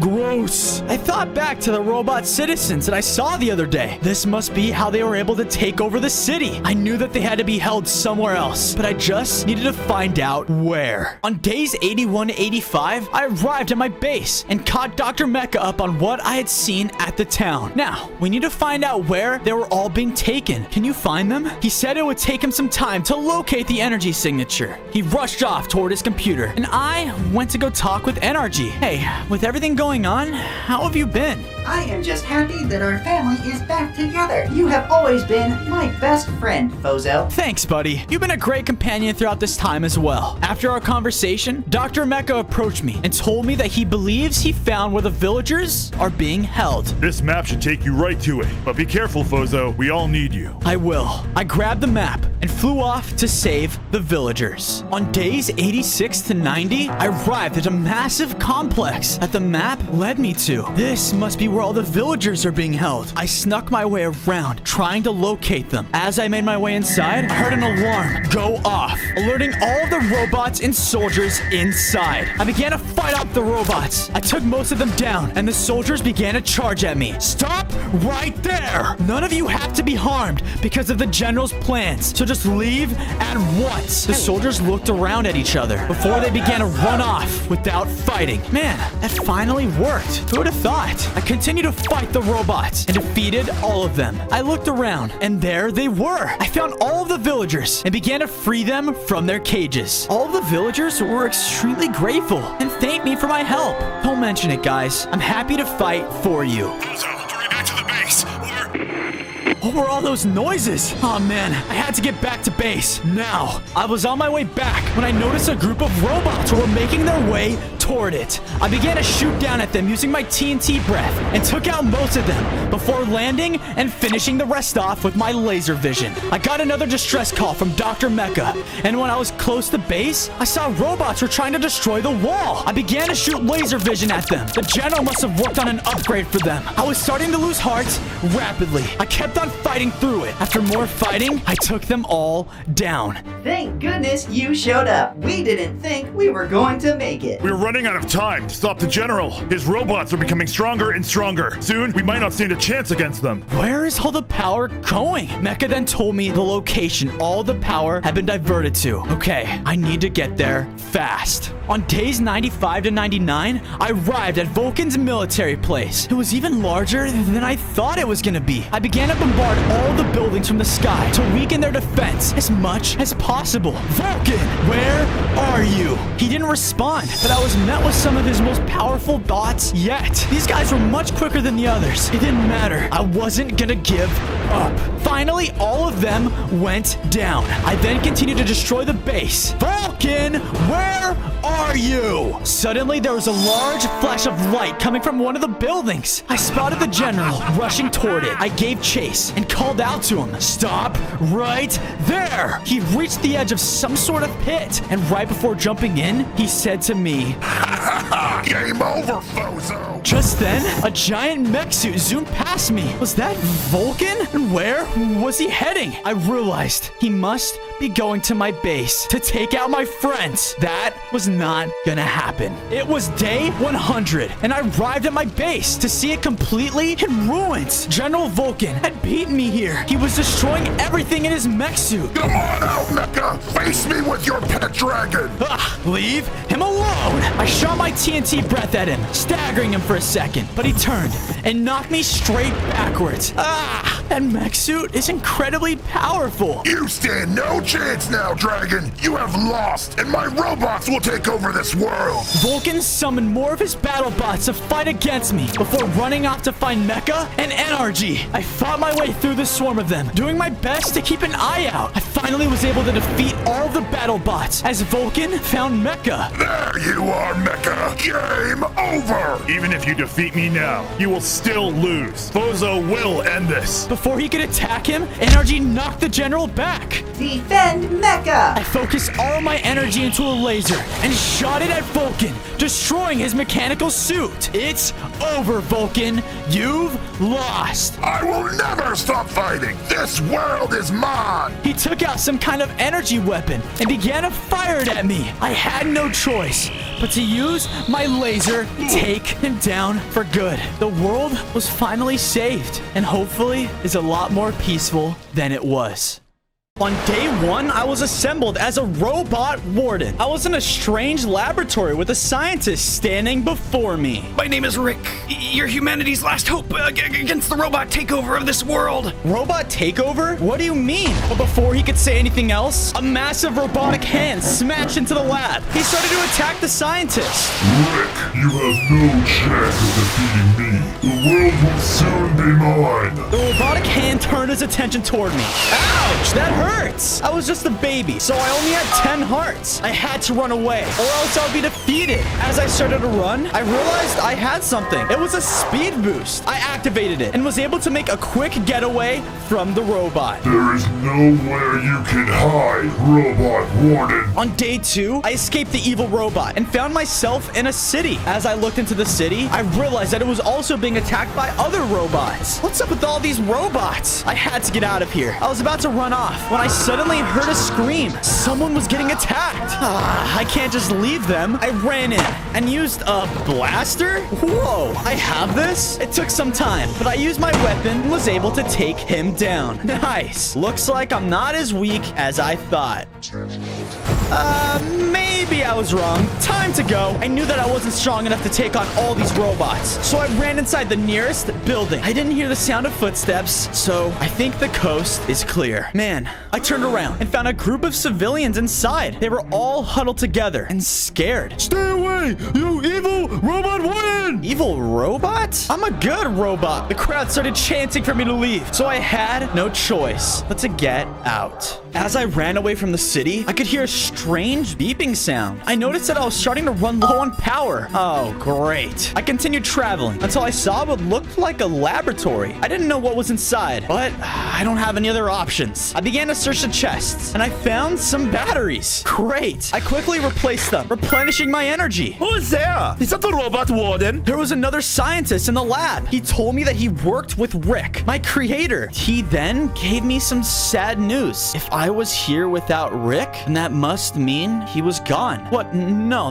that can't be true. Luckily, he was a very intelligent man. He left behind these for you to follow. The scientist dropped me a map that would lead me to one of Rick's old science facilities where I could find more information. He told me to be careful. Robots would be hunting me. That evil hand, Talos, was not far from taking this world over. I thanked him for the information and began to follow the map. I hope I can find what I'm looking for there. On day day 4, the map led me to a destroyed laboratory. I have a strange feeling that the robots have something to do with this destruction. I walked inside, and it didn't look good either. There has to be some kind of upgrade inside this place. Something. Suddenly, a person appeared in front of me, and it was Rick? Wait, what? How are you here? I quickly noticed that this wasn't actually him. It must have been some kind of hologram? You are one step closer to stopping Talos. Rick's hologram told me that inside the location, he left me a manual, which would allow me to obtain upgrades that robots had stolen and placed across the world. Additionally, I have left you a very useful mining gadget. The hologram faded away. I started to search the lab. I found both the manual and a drill. I think I know what he wants me to do with this. I went to the woods nearby and used the drill to collect wood and then created a hole to quickly grab some stone. Thanks to this drill, I was able to fix up the laboratory and make it look half decent. This drill upgrade is going to be very useful. On day 5, I left my new home and began to follow the manual to find my upgrades. I was looking for some kind of large warehouse. I came across a large building, believed it was the place. I started to search around and was able to find some iron and yes, an upgrade schematic. I then heard strange noises behind me and turned around to see a bunch of creeper bots coming at me. I started to fight them off using my weapon, but some of them got close enough and exploded. I was able to avoid most of the damage and take most of them out. I was really starting to feel confident with my new abilities. I knew I would find you here. The robotic hand, Talos, reappeared, and he started to attack me. I tried to fight against him, but he was far too powerful. I had no choice but to flee. Thanks to my speed boost and small size, I was able to lose him fairly easily. I was tired of running away, but I knew I wasn't strong enough to fight back. I needed to obtain whatever upgrade I had just found. Using the manual, I continued towards another structure. It led me to an abandoned facility. I hope this is what I was searching for. As I walked throughout the place, I came across a strange machine. The instructions told me to place my schematic on it and get inside. I did just as it told me to. I started to feel strange and heard a lot of mechanical noises before becoming a full-size robot warden. I even had 20 hearts. Now, I just need to keep finding more upgrades to become strong. Please, just don't hurt me. I ran into what looked like a robot minion, but he seemed different than the rest. Please, oh gosh, I'm just a Talos baller bot. I don't want to fight. I don't want to fight either, so let's just part ways from here, okay? That way, neither of us cause the other one any trouble. Wait a second. Let me come with you. The robot warden was said to be the savior of this world. I looked at the robot and felt bad for it. You know what? I could really use a friend. Come on, let's go. The bot happily joined me, and we made our way back to the lab. On day 7, I returned back to my base with Ace. He was very appreciative of me. My home, though, was not large enough for both of us. So I went out and collected some materials to build him a base. Together, we were able to create him a house quickly. I then started to ask him some questions about what he knew about Talos. Talos has been trying to take over the world for some time now. Ace told me that Talos had been working on a robotic army, making life hard for all living creatures. Man, so everyone's been affected by him? I had to get stronger. I read the upgrade manual, and it told me of another location where I could find an upgrade. I then began my journey toward the location.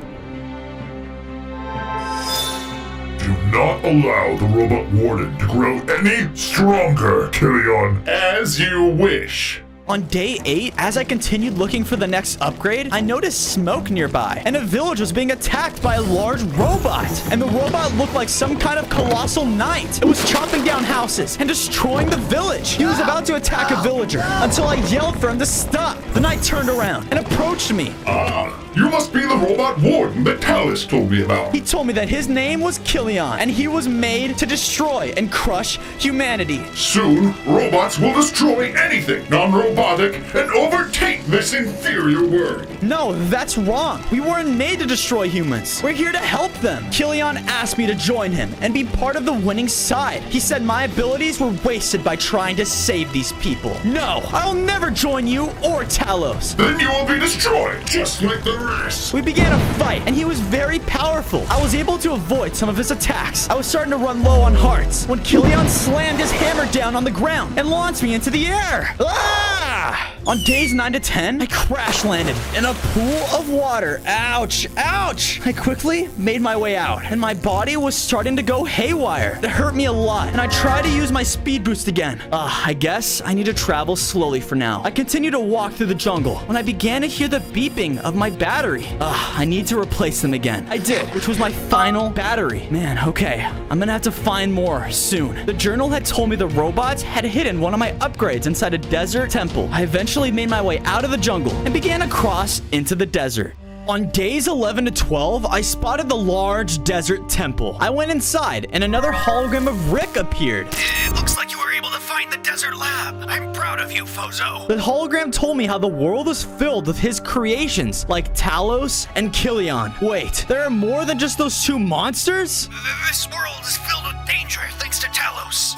You need to work on finding your upgrades. I looked around the laboratory and found a book with instructions on a new upgrade. I read the book and kept looking around the facility. I was able to find some redstone and combine them with the iron I collected. Thanks to these ingredients, I was able to upgrade my gun into a cannon. It's very powerful, but be warned, it cannot be used often. Sweet! The upgrade book had ended, and I turned to ask Rick more questions, but his hologram was gone. Great. I left the temple and made my way back to the lab. On days 13 to 14, I arrived back at my base. Ace was waiting for me, and I showed him my new upgrades. I also told him about everything that I learned. Impressive! You should be much better protected now! I hope so. I started to think about what Rick had told me. His creations? If Rick created them, why would they turn bad? I heard the familiar beeping sound I knew as my energy level. I needed to find some batteries, fast. I asked Ace if he had any batteries he could share with me. Unfortunately, I am solar powered. I don't need to consume batteries like you. He then told me that he knew where the creator of the batteries lived. He said he was in a village pretty close to the lab. I thanked my friend and left to get the batteries. This is where I will construct the tower. How do you know it will work? Soon, I will begin testing my mind control. For now, find the robot warden. On days 15 to 16, I was heading off toward where the battery creator was. I spotted it, but something looked wrong. The village was in complete ruins. Oh no, the robots must have attacked it and destroyed it. I called out for anyone, but I got no response. Come on, please, someone. I scanned around the village, and there was no signs of life. Man, the robots are working very quickly on their takeover. As I continued scanning across the village, I managed to find a battery. Okay, this will hold me off for now. Robot Warden! Have you come to destroy what is left? Run, everyone, run! I told the villager I meant no harm and was just trying to find the battery creator. The villager was very skeptical of what I was saying. He told me that he, in fact, was the creator of the batteries, but refused to tell me where the rest were. Listen, you have to believe me. If you don't give me the batteries, robots will take over the world. I'm trying to stop Talos and his robots. Judging by the fact I hadn't heard him yet, I think he was starting to believe me. He described a large factory that he used to work at and gave me the location. To show my appreciation, I told the villager where my lab was. Thank you, you scary robotic beast. With my home destroyed, I have nowhere left to live. We parted ways, and I continued on my journey. On days 17 to 18, I arrived at the large battery factory and began to search it. I needed to find spare batteries, or I was not going to last much longer in this world. In one of the chests, I found a bunch of larger batteries. Perfect! I consumed some of them to replenish my power. I was preparing to leave, but I felt like there was something more here. I found another manual for Rick. This one seemed different though. The manual detailed a very specific set of items needed to create something. A robotic sonic boom.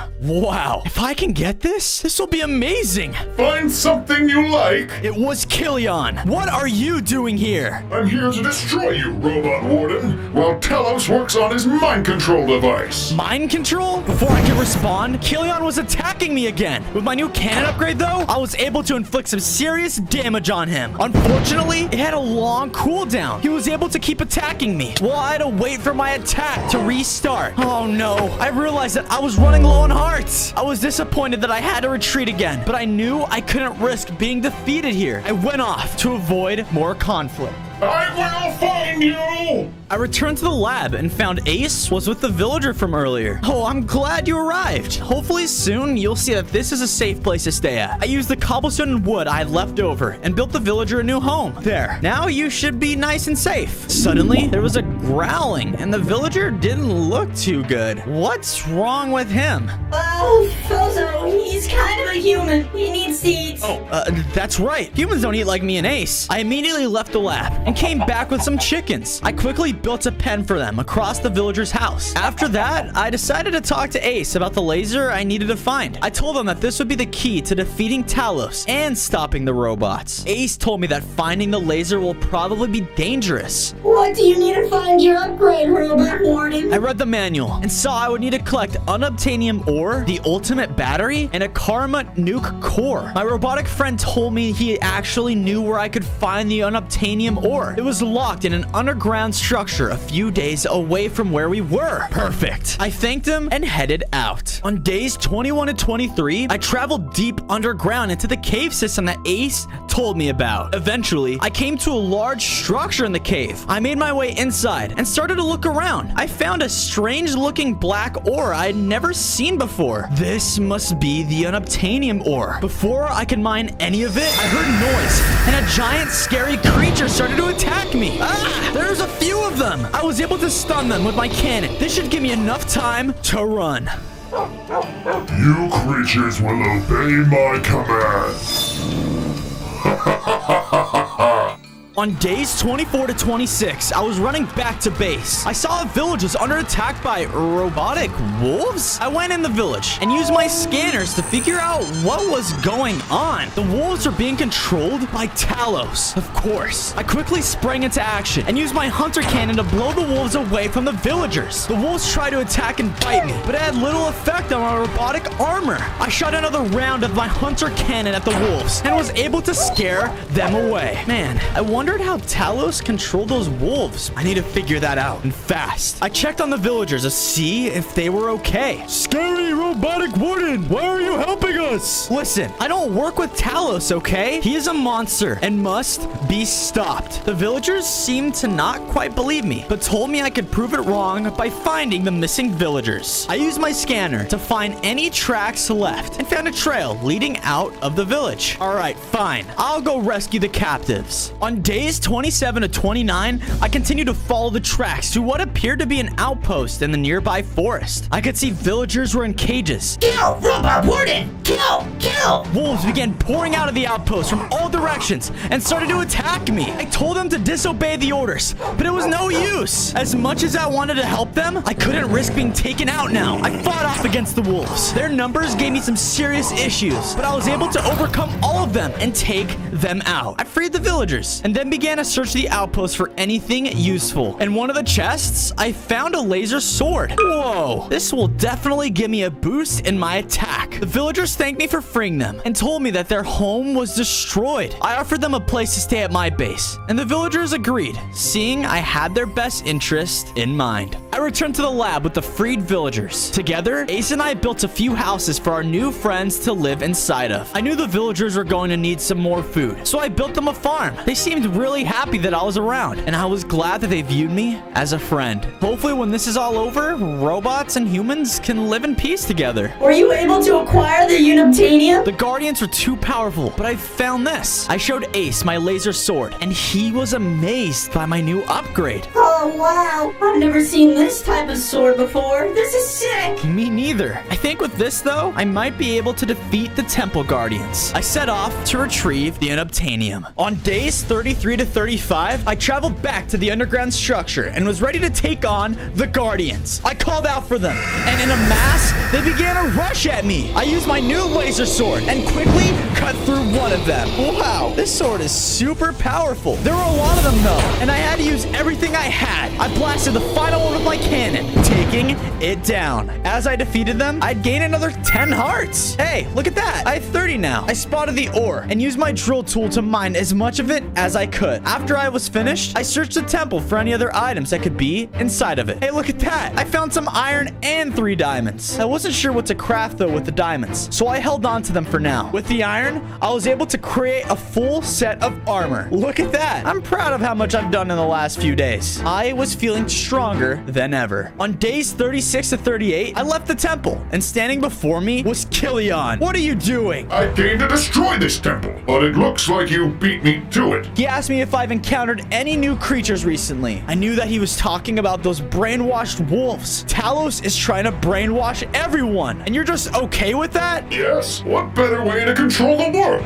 than control the people? You and Talos won't have your way. I charged at Killian and sliced him with my laser sword. He reeled back from the damage, and I knew that my recent upgrades gave me a fighting chance. Killian then hit me, and it took some of my hearts away. I shot Killian with my hunter cannon. This was my chance, but he pulled out a device, and it weakened me. Ugh, my systems were failing.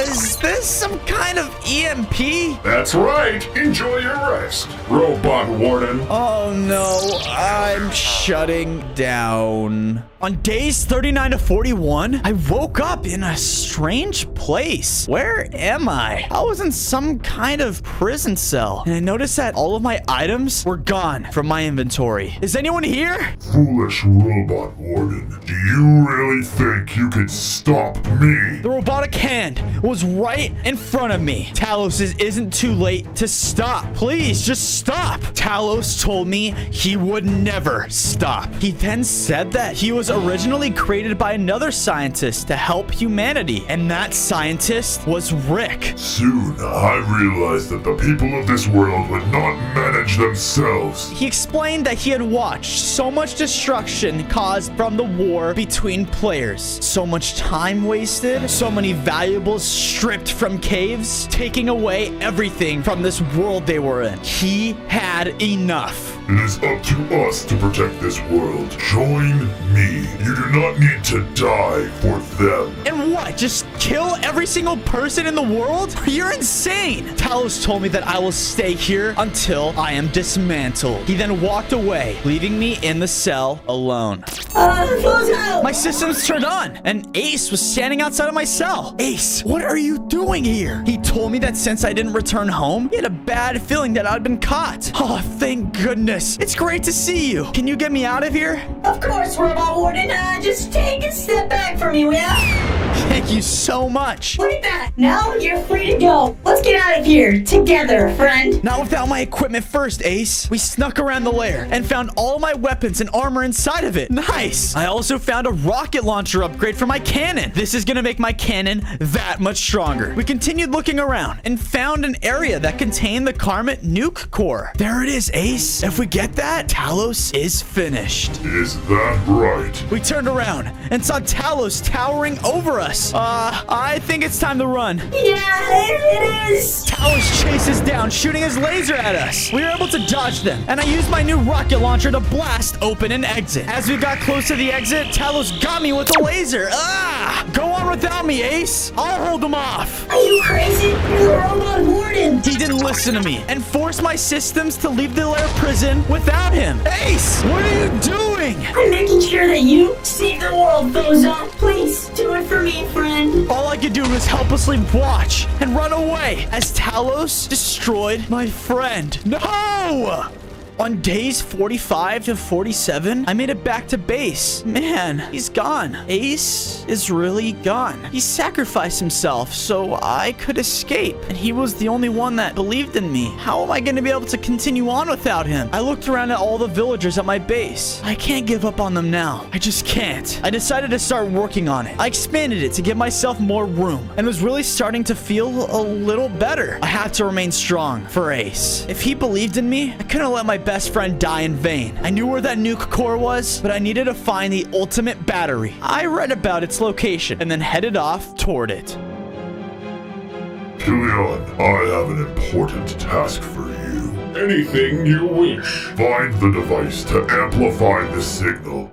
I traveled through a thick forest on my search for the ultimate battery. I realized I was approaching the center. As I walked through the forest, my scanners indicated that it was full of mind-controlled creatures. I wanted to save them, so it felt wrong to fight these creatures now. I decided it was best to avoid them and continue toward the battery. I journeyed deeper into the forest and then came across an abandoned factory. The factory must have been very old because it was covered in vines. I went into the factory and scanned the area in search of the battery. My readings didn't indicate any tracings though. This has to mean one thing. This wasn't a factory where the ultimate battery was. This is the factory where it was created. I walked around it and eventually found instructions on how they created the battery. I was gonna need to collect a lot of redstone. I left the forest and headed toward a nearby cave. Inside the cave, I was able to find a bunch of redstone. I collected it and then spotted some diamonds inside as well. I used the diamonds to craft myself a chest plate and then headed back toward the factory. On days 51 to 53, I arrived back at the factory and read the instructions for the battery one last time. I applied the redstone to power the machine. Everything was still overgrown, so I tried to remove the vines. As I broke one, I heard a massive rumbling from behind me, and a large plant sprouted out from the floor. Another robot here to restart the factory. The plant prepared to fight, but I stopped it. Wait, I'm trying to put an end to this entire robotic takeover. I explained to the plant why I was here and what I needed from the factory. I just want the battery. I'm not sure if I can believe you. I have been deceived by many in the past. I swear, I need the battery so I can put an end to the robotic monster, Talos. I need you to trust me. The plant looked at me and said it can sense I was more alive than all the other robots. Do not fail us, Robot Warden. The plant retreated back into the ground and removed its vines from the machine. I turned the machine on and the ultimate battery was created. I'm one step closer to obtaining the Warden laser and putting an end to all of this. I returned to base and quickly went to my home. I used some of my spare wood to craft a chest and stash the unobtainium as well as the ultimate battery. I couldn't let something like this fall into the wrong hands. As I walked out of my house, more villagers entered. I asked them how they found this place, and they told me that word spread that apparently this place was safe from evil robots. Well, you heard right. You guys can stay here as long as you guys like. The villagers all seemed very eager to share their homes with the new residents. As I watched the villager walk away, I realized I couldn't let anything happen to these people, and they're all I have left with Rick and Ace gone. I owed it to them more than anyone else in this world to defeat Talos and his army. I headed to rest for the night. You live to serve me now. Yeah, what is your bidding? There's a warden that must be destroyed. On days 57 to 59, I was woken up to the sounds of chaos at my base. What was going on out there? Ace? What are you doing? Destroy Bozo! I begged for him to talk with me, but it was obvious that he was not willing to listen. What has Talos done to my friend? He was destroying my base and was about to attack the villagers when I started to fight back. I hit him with my new rocket upgrade and then began a fight against him with the laser blade. I was quickly starting to overpower him. I don't want to do this. Please, listen to me. Destroy Bozo! Save the world, Bozo. Please, do it for me, friend. I can't defeat him. I have to save him. And my hesitation, Ace had run off and escaped. I'll fix you, buddy. Just you wait. Ah, there it is. Talos will be very pleased with me. I began to repair all the damages that Ace had caused. I never imagined my friend could do something like that. It took a while, but I eventually was able to repair my own house and all of the villagers' houses. I wasn't sure if I was going to be able to save Ace, but I had to focus on the laser for right now. I turned to the villagers and tried to see if any of them had information on a way I could slow the robots down. One of the villagers shared the location of a factory he believed might be where some of the robot minions were being created. Since this was my only lead, I headed off that way. I arrived at the factory and was attacked by robotic mech suits. They packed a punch, but I was able to take most of them down. I found something strange. It looked like a schematic for Ace. There were coordinates on it as well. Oh man. I went off and exploded the factory before heading off toward the coordinates on the schematic. On days 63 to 65, I went through the world trying to find the coordinates on the schematic. As I reached the coordinates, I spotted a strange old laboratory. What is this place?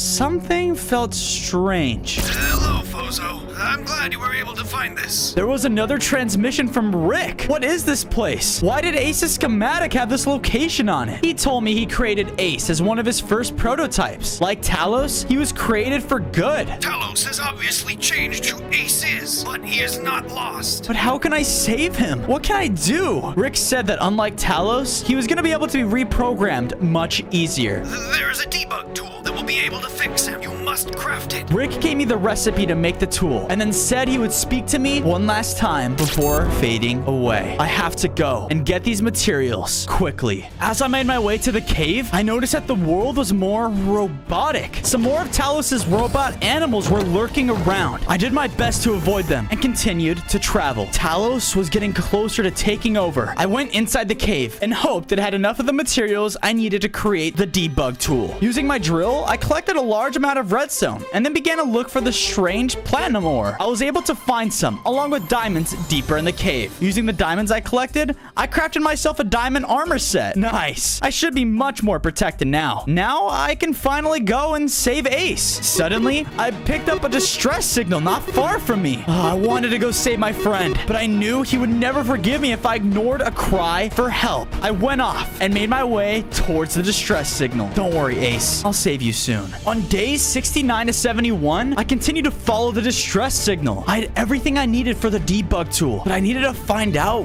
what was going on. I entered a strange area and began to look around. What was going on with this place? So, you have fallen into my trap! It was Killian, and he emerged with a group of robotic wolves. They rushed at me, but stood no chance of all my new upgrades. You will never win while I'm still standing. The robotic knight rushed at me and slammed the ground with his hammer. I was ready though, and able to avoid the attack. With my rocket launcher, I was able to hurt him a lot. I could tell Killian was growing angry, and he was able to land a few hits on me. But with my diamond armor, it wasn't very effective. I had to take him out. Now, this is my chance. I rushed at him with my laser sword and began to hit him rapidly. She was defeated and exploded in a large ball of electricity. Now, all that was left was to free Ace and take Talos out. Rise, my robotic army! Rise and take over the world! On days 72 to 74, while I was traveling back to base, a strange radio wave passed my body. I didn't know what that was, but I had a hunch that Talos had something to do with it. After my systems readjusted, I realized that a nearby area was under attack from more robots. I went over and saw a city completely overrun. All the villagers had a strange helmet on too. This must have been the aftermath of that radio wave. The city was completely under Talos's control. I scanned the area and found people surrounded by robotic spiders and used my rocket launcher to destroy them, but more of them were emerging. I asked the citizens to come with me, but one stopped and said, We'll serve Talos. These people were being controlled too. I couldn't fight them, so I had no choice but to leave. Is this the kind of world that you want, Talos? A world that only serves you? If I didn't stop him, I knew that this would be the outcome. I made it back to base and quickly went inside my lab to create the debug tool. The debug tool was finally made, and I used my scanners to track down Ace. Once I freed him, I planned to free everyone under his control. On days 75 to 77, I began to search for Ace. I was able to track him thanks to the debug tool. I noticed Ace was destroying buildings and attacking villagers. Ace!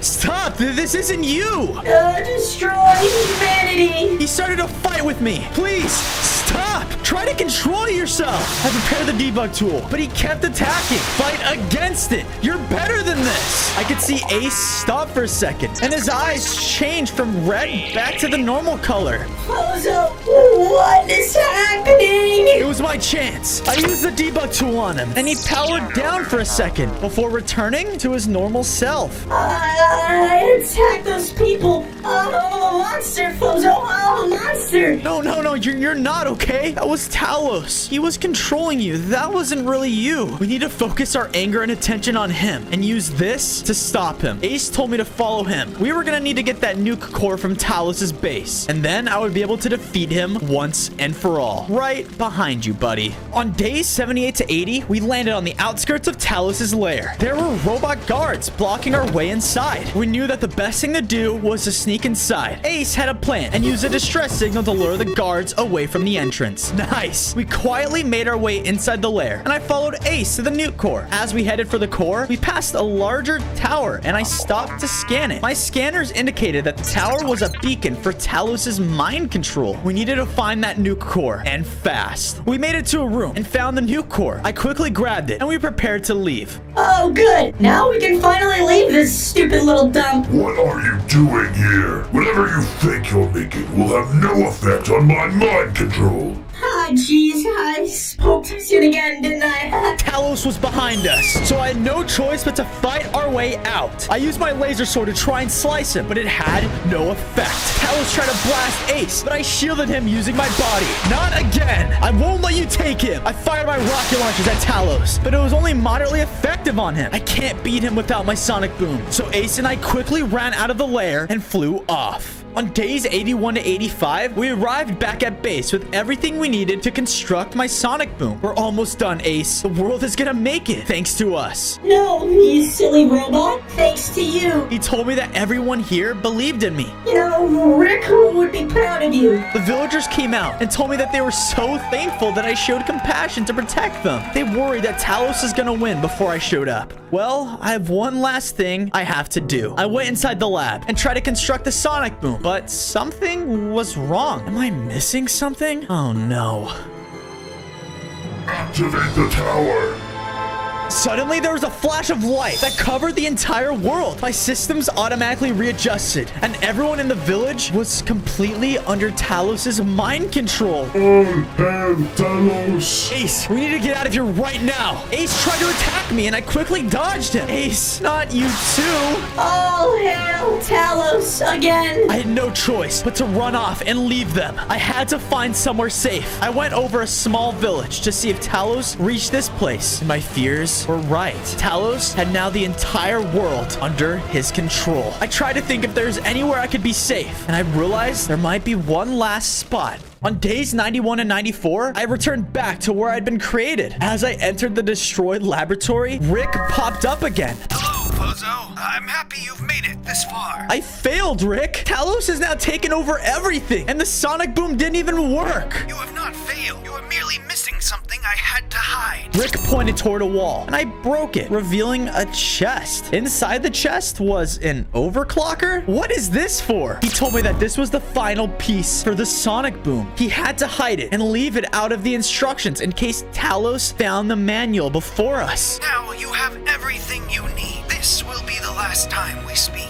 Rick, wait! I can't do this without you! You are the Robot Warden, the bridge between humanity and the robots. Be the savior this world needs, Bozo. He faded away. Be the savior. I crafted the sonic boom and tested it out. It was a vibrant red color too. Now, all that is left is to defeat Talos and save everyone. I landed in front of the entrance to Talos' lair, and the guards are there waiting for me. I used my rocket launcher to blow one of the guards away. The other guards tried to shoot me, but I dodged his attacks and finished him off with my laser sword. I made my way to the tower, and Talos was waiting for me with Ace. If you want to get to me, you have to fight your friend first. Fight this, Ace! I know you don't want to do this! All who oppose Talos must be destroyed! Ace rushed me, but I dodged his attack. I don't want to fight you! He continued his onslaught and blasted me onto the ground. What are you going to do, Bozo? Will you fight your friend to save the world? Ah, I was so angry! All I want is my friend back!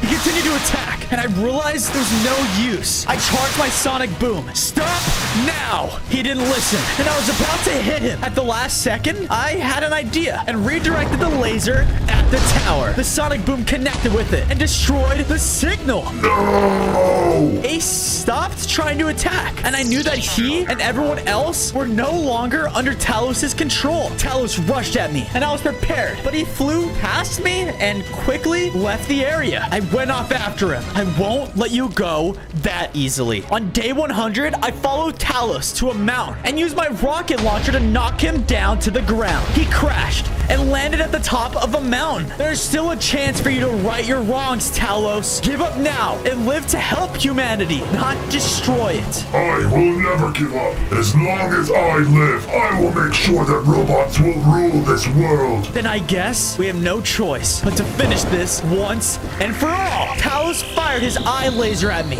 and I quickly dodged his attack. I used my laser sword dinosaur to try and stab him, but he turned into a fist and punched me away. You pesky robot warden, you will die here! Talos charged up for another punch, but I waited until the last second to dodge. I knew that he would need time to charge, so I took advantage of the opportunity to use my sonic boom right on him, and he exploded right in front of me. Talos was finally defeated. Hopefully with him gone, humans and robots can now live in peace.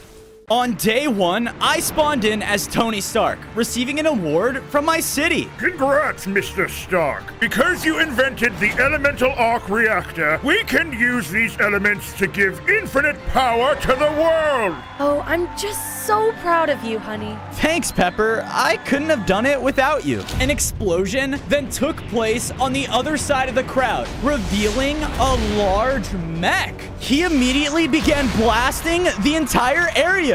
Who are you?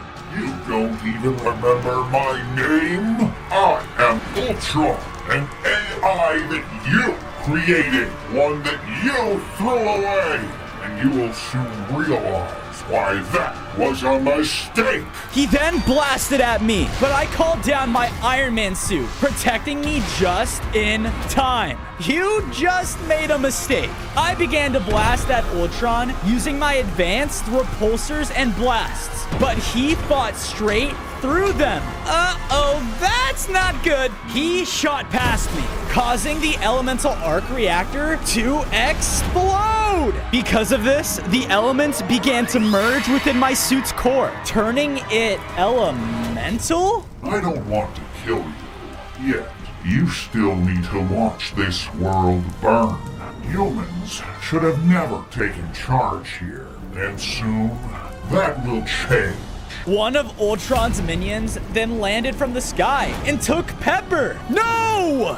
And your precious girlfriend will be my first testing subject. I tried to use my new suit, but I couldn't control it, causing me to go flying through the air. Ah! How do I land this thing? What a beautiful day! Whoa, watch out! Ah! I'm gonna hurt someone if I don't stop this. Not on my watch, sir. I almost forgot that I had my very own assistant built inside of my suit. Jarvis, I need help on controlling this thing now. First, you must land. I have given you coordinates to the nearest lake. I looked ahead and saw that the lake was on the other side of a Ferris wheel. And is that loads of people on board? Don't hit it. Come on. I barely missed and landed straight in the water. What happened to me? To my suit? It seems as though when your elemental reactor exploded, it merged with you. No kidding.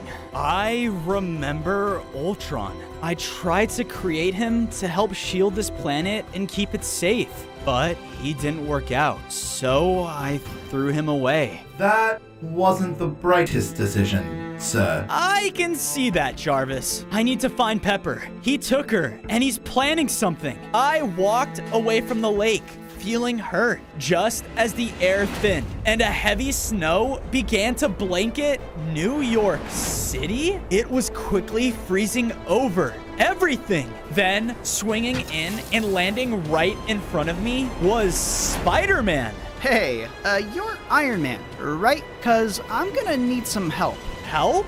With what? On day 3, I went with Spider-Man to a street in New York where I saw snowmen all throughout the sidewalks. Wait a minute, are they? Yep, they are alive! It's crazy! They were building up snowballs and hurting all the citizens around them. An explosion happened nearby from that thing, and ever since, weird stuff's been going on with this ice. I looked over and saw that there was an ice arc reactor, but it's broken? I have to try and fix it. It has to be what's causing all of this. I ran through the streets, still hurt, while the snowmen all around me began to hurl snowballs. Hey, cut it out! Knock it off! How I love the holidays! I used my beams to blast down a couple of them, blocking my path. But the others took notice, causing them all to merge, making a large ice beast. On day 4, Spider-Man and I worked together while the beast slammed on the floor with his icy attacks. I still couldn't control most aspects of my suit, but I could still use my basic blasters. And Spider-Man was webbing all around it. With one final web, the beast was trapped, allowing me to blast right through its core, defeating it. I then went up and used my repulsor to shoot right at the reactor, causing it to be fixed. Because of this, the ice element within my suit was now operational, allowing me to shoot out ice beams from my blasters. And I can control my flying again. Hey, Jarvis, do you care to explain what just happened exactly? Well, sir, when we made the main elemental reactor, Stark Industries had to shoot out 5 other ones throughout the world, each representing its own element. And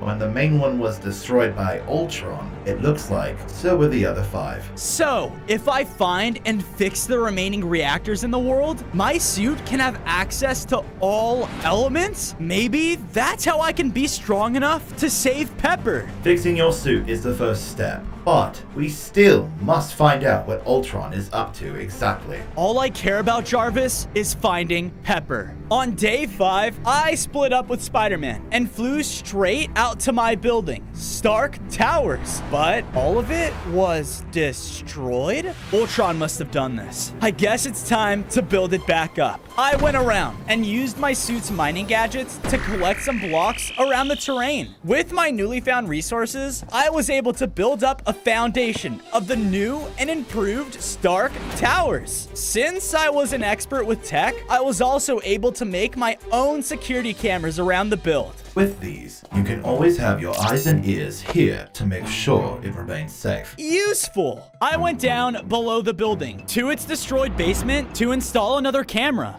But one of Ultron's robots were there. I blasted it straight towards the wall. You must know where Ultron took Pepper, so you better speak up. You humans are so blinded by emotion, but more and more, you're getting captured by the day. And when Ultron's mass weapon is finished, none of you will be a problem anymore! The minion rushed towards me, but I blasted it down. Ultron is capturing more people? That's not good. Upon its death, fell a note saying, "We must find and capture heroes for the final plan. The one who shrinks is located in the nearest jungle."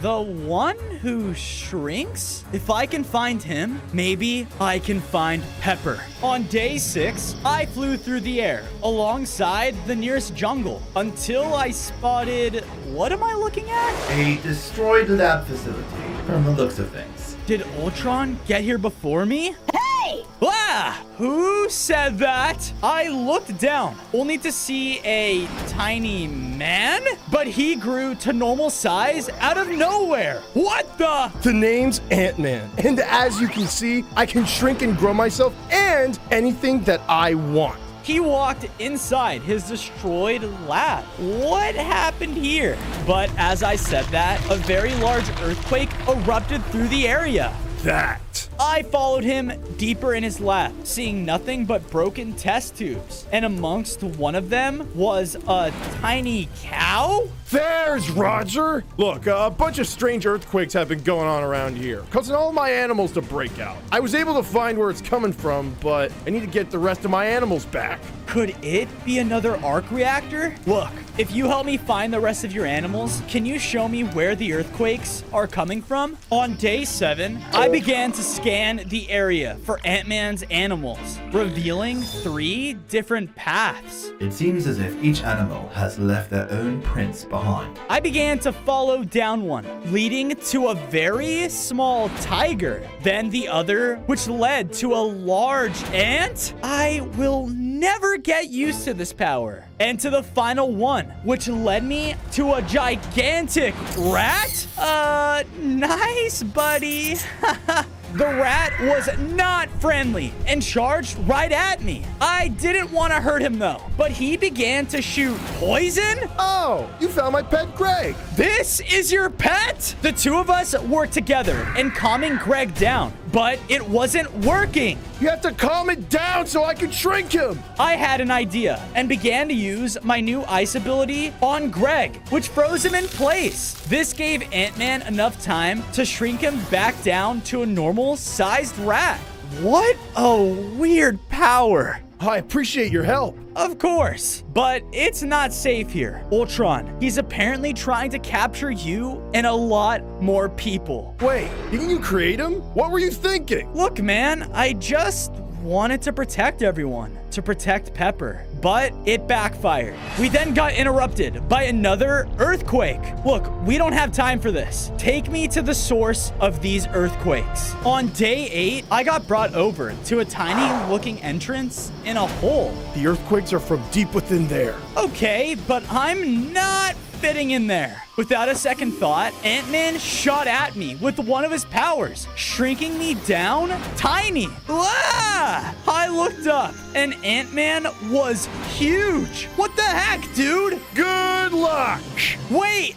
Great. I went through the now large hole as another earthquake took place. Down the way was a long tunnel with nothing but lava on the floor. I'm not fire resistant, right? Not quite, sir. Great. I started to fly over the lava as fire shot out. If I get hit by one of those, I'm done for. I was about to get to the end, but one of the fire spouts hit me, causing me to fall. But thankfully, I made it just in time. Okay, too close. I reached a main cave room, and on the far side of it was the Earth arc reactor. That's what's causing the earthquakes. I have to fix it. On days 9 to 10, I made a flight for the reactor, but just before I reached it, an angry Hulk burst through the cave walls. Hulk? Earthquakes bad! Noise bad! He began to recklessly smash through the cave and even started to hit the reactor. No! I flew towards him and began to shoot at him with my powers. But since I was tiny, it did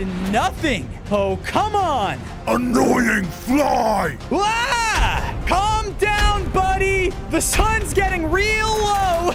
But he wasn't calm, and my health was depleting fast. I thought I was done for, but Ant-Man emerged through the cave. I knew you'd need my help. Catch! He threw over an item, causing me to grow massive. Oh, yeah! In my upgraded form, I was able to fight and knock the Hulk away easily. He smashed into the wall and turned back into a passed out Bruce Banner. From there, Ant-Man turned me into a normal scale. I went up and used my beam to blast the Earth reactor, fixing it. Because of this, the Earth element within my suit was now online, allowing me to control the Earth around us. This is sick.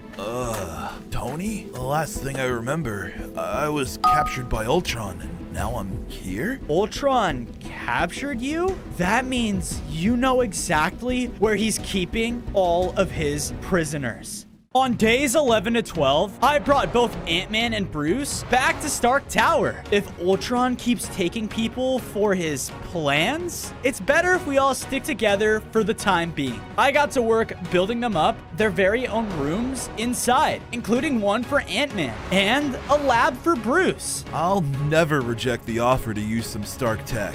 Thanks, Tony. Speaking of which, if I could get my hands on some of Ultron's tech, I could do some research and see if there's a way we can stop him. I'll look into it. Following Bruce's directions to Ultron's prison, I flew out of Stark Tower. Sir, you still have not relaxed since the award ceremony. I can tell how Ultron is getting to you. You must remember, the mission comes first. If we find Miss Potts, we will find her, and I'll save her, no matter what. I'll figure out everything else after she's safe. It didn't take long for me to reach the exterior of a secured prison, outfitted with all kinds of robotic defenses. Ultron's men. a According to my scans, both Ultron and Miss Potts are inside, and thankfully, I can hack their defenses momentarily. The prison's defense turrets suddenly turned and shot at his own guards. Nice one! Using this time, I flew in and used my mastery of the earth element to open up a hole to get in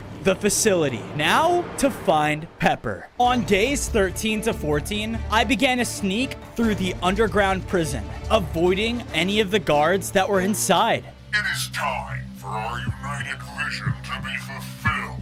That disgusting Tony Stark will see just how capable we are.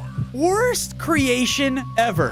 Whoa! In my surprise, I shot out my ice beam, but the attack bounced off of a shield? Wait, Captain America? What are you doing here? Cleaning up your mess. Ultron's got tons of innocent people locked up here. We have to get them out. Agreed. We continued together through the halls until we found a room full of large test tubes. The people in them were unconscious, with tons of wires and strange rods connecting them all. Not a second to lose. Cap ran up to force open the first tube. Wait! As he touched it, alarms blared throughout the complex, and in an instant, we were completely surrounded by Ultron's robots. On days 15 to 16, we began to fight back to back, working in unison. The robots were charging in, sparking with electric attacks that nearly stunned us. But with our strength combined, Cap and I made short work of them. Take this! With the room cleared, a large TV screen on the wall flickered on. I knew you'd show up eventually, Tony.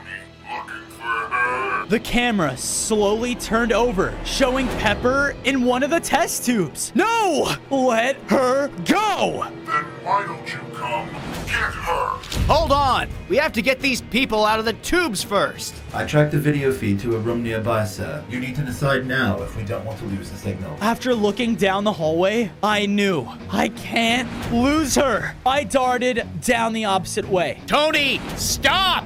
Not letting him slow me down, I flew straight towards a set of barred doors that I blasted down. And there was Ultron waiting for me. Tony, please get me out of here. Don't worry. I'm not leaving here without you. Don't lie to her. Enough with the lies. Why? Why are you doing this? What are you planning with all these people? Look around you.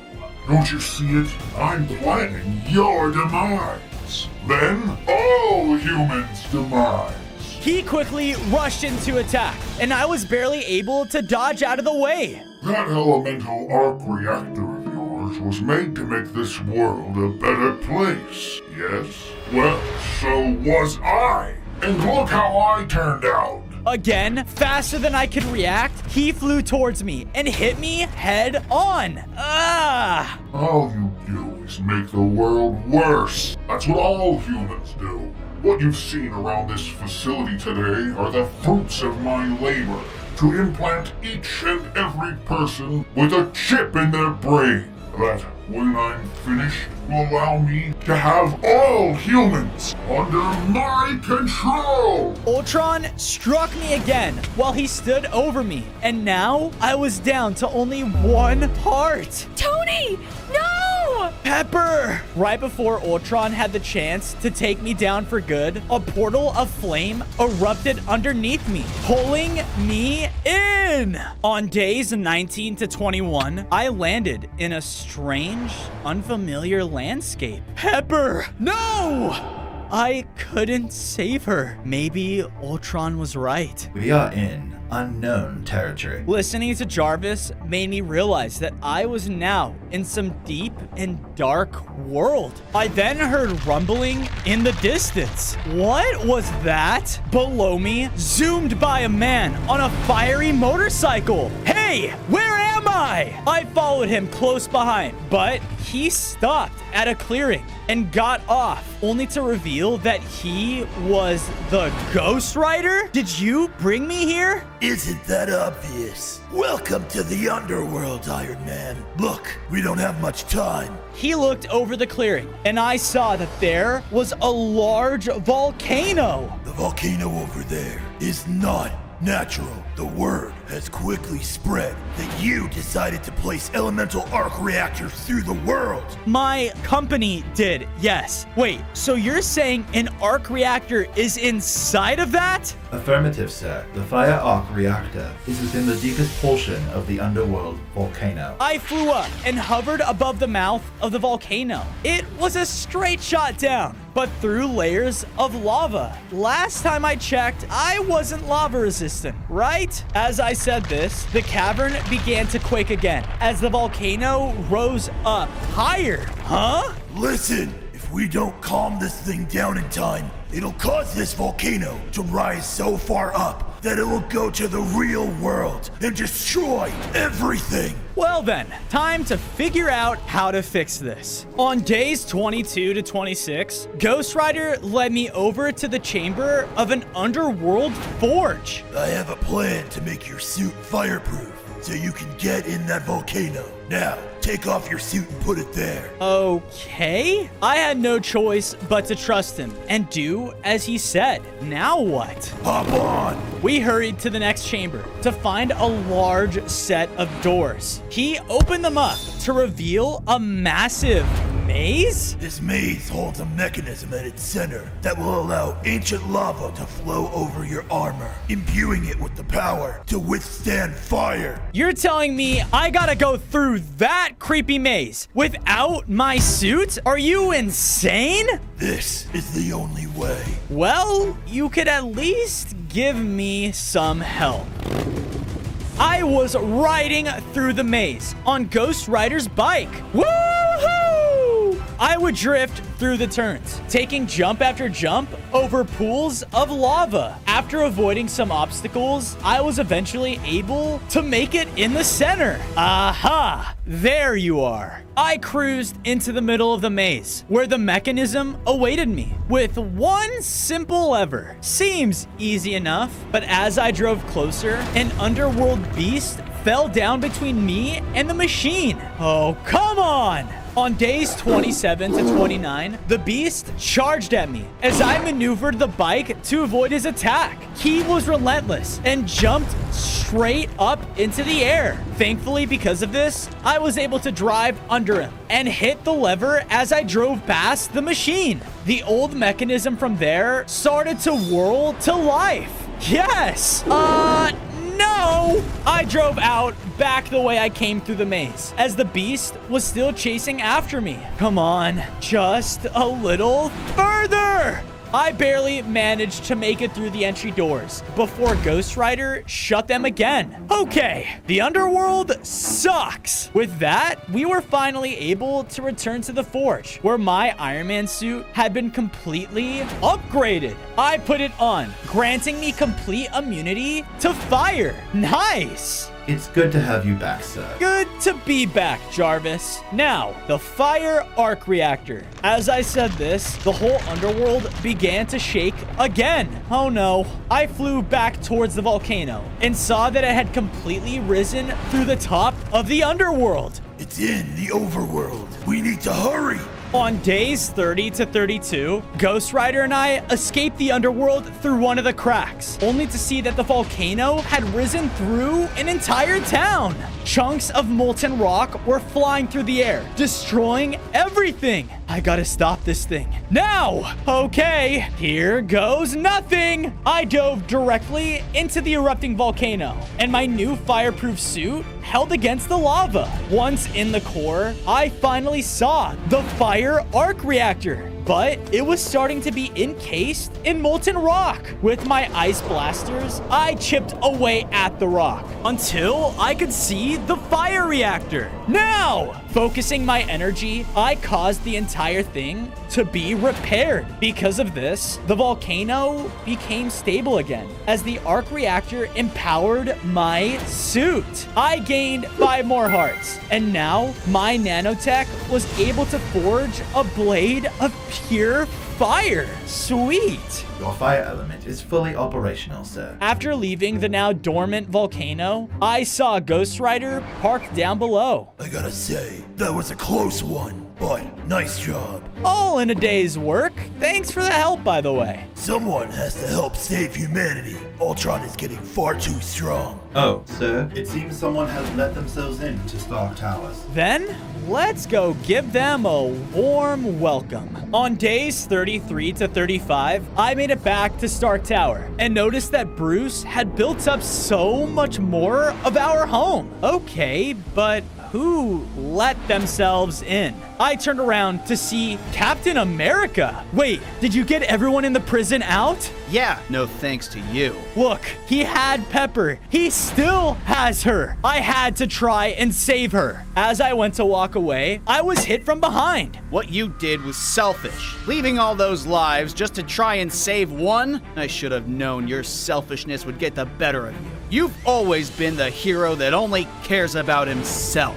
You know nothing about me. You want to fight? Fine, let's fight. The two of us charged at one another in our anger. You're never the hero to make the sacrifice play. You always think you know everything. But look at what your genius mind did with Ultron. Your creation is trying to take over the world. Captain laid into me, hit after hit, until I flew up above him and was about to charge back. When enough. It was Nick Fury, the leader of S.H.I.E.L.D. What are you doing here? While you two argue about egos, Ultron's plans have progressed much farther than S.H.I.E.L.D. has imagined. So stop with the fighting and follow me. On days 36 to 39, following behind Nick Fury's car, I saw that in the distance was a city in the desert. In it were countless people walking around like robots. No. Did Ultron? Yes, Stark. He took over this whole city with that mind-controlling chip of his a few days ago, and ever since then, he's been making them build up something big. He brought me to the roof of a tall building where I saw it. A large machine was being built in the center of the city. So, what's it for? No clue yet. But if I had to guess, it's all connected to what he's been doing to everyone here. It has to do with his large master plan. That's when I heard Ultron's voice call out over all of the people. Keep building. Once we're finished, this city will rise and spread our mission to the whole world at once. That machine. It's going to put everyone under his control. I have to destroy it. On days 40 to 44, I started quietly moving throughout the city. As I entered one of the buildings, I saw one of the mind control citizens about to enter. I can't be seen by any of them. Using my ice element, I completely froze the entryway to keep them from coming inside. Then I heard more about to come into the other room. So I used my new fire sword to cut an opening in the ceiling above. Okay, this is getting a little risky. Finally, I made it to the center of the city where the machine awaited. I tried to blast into it, but it was no use. My suit, it's doing nothing. Sir, your elements are not powerful enough to break this material. Well, I need to do something about that. I looked around and noticed that not too far off was Ultron, and he was talking to some sort of mech next to an airship. Good work on locating the water arc reactor. Go there now and make sure Tony doesn't get anywhere close. Those elemental powers of his are the only thing we still need to worry about. They're going to the next reactor? If I can fix the others, then maybe I'll be strong enough to destroy this thing. Jarvis, track that ship. I was following close behind, high up in the air, until, do these clouds seem a little stormy to you? As I said this, my view of the airship was covered by the clouds, and it began to snow. Heavy. I can barely see. I was then struck by lightning. Ah! On days 45 to 47, I crashed into a coastal shoreline. Ah, man, What are the odds of that? Where are we?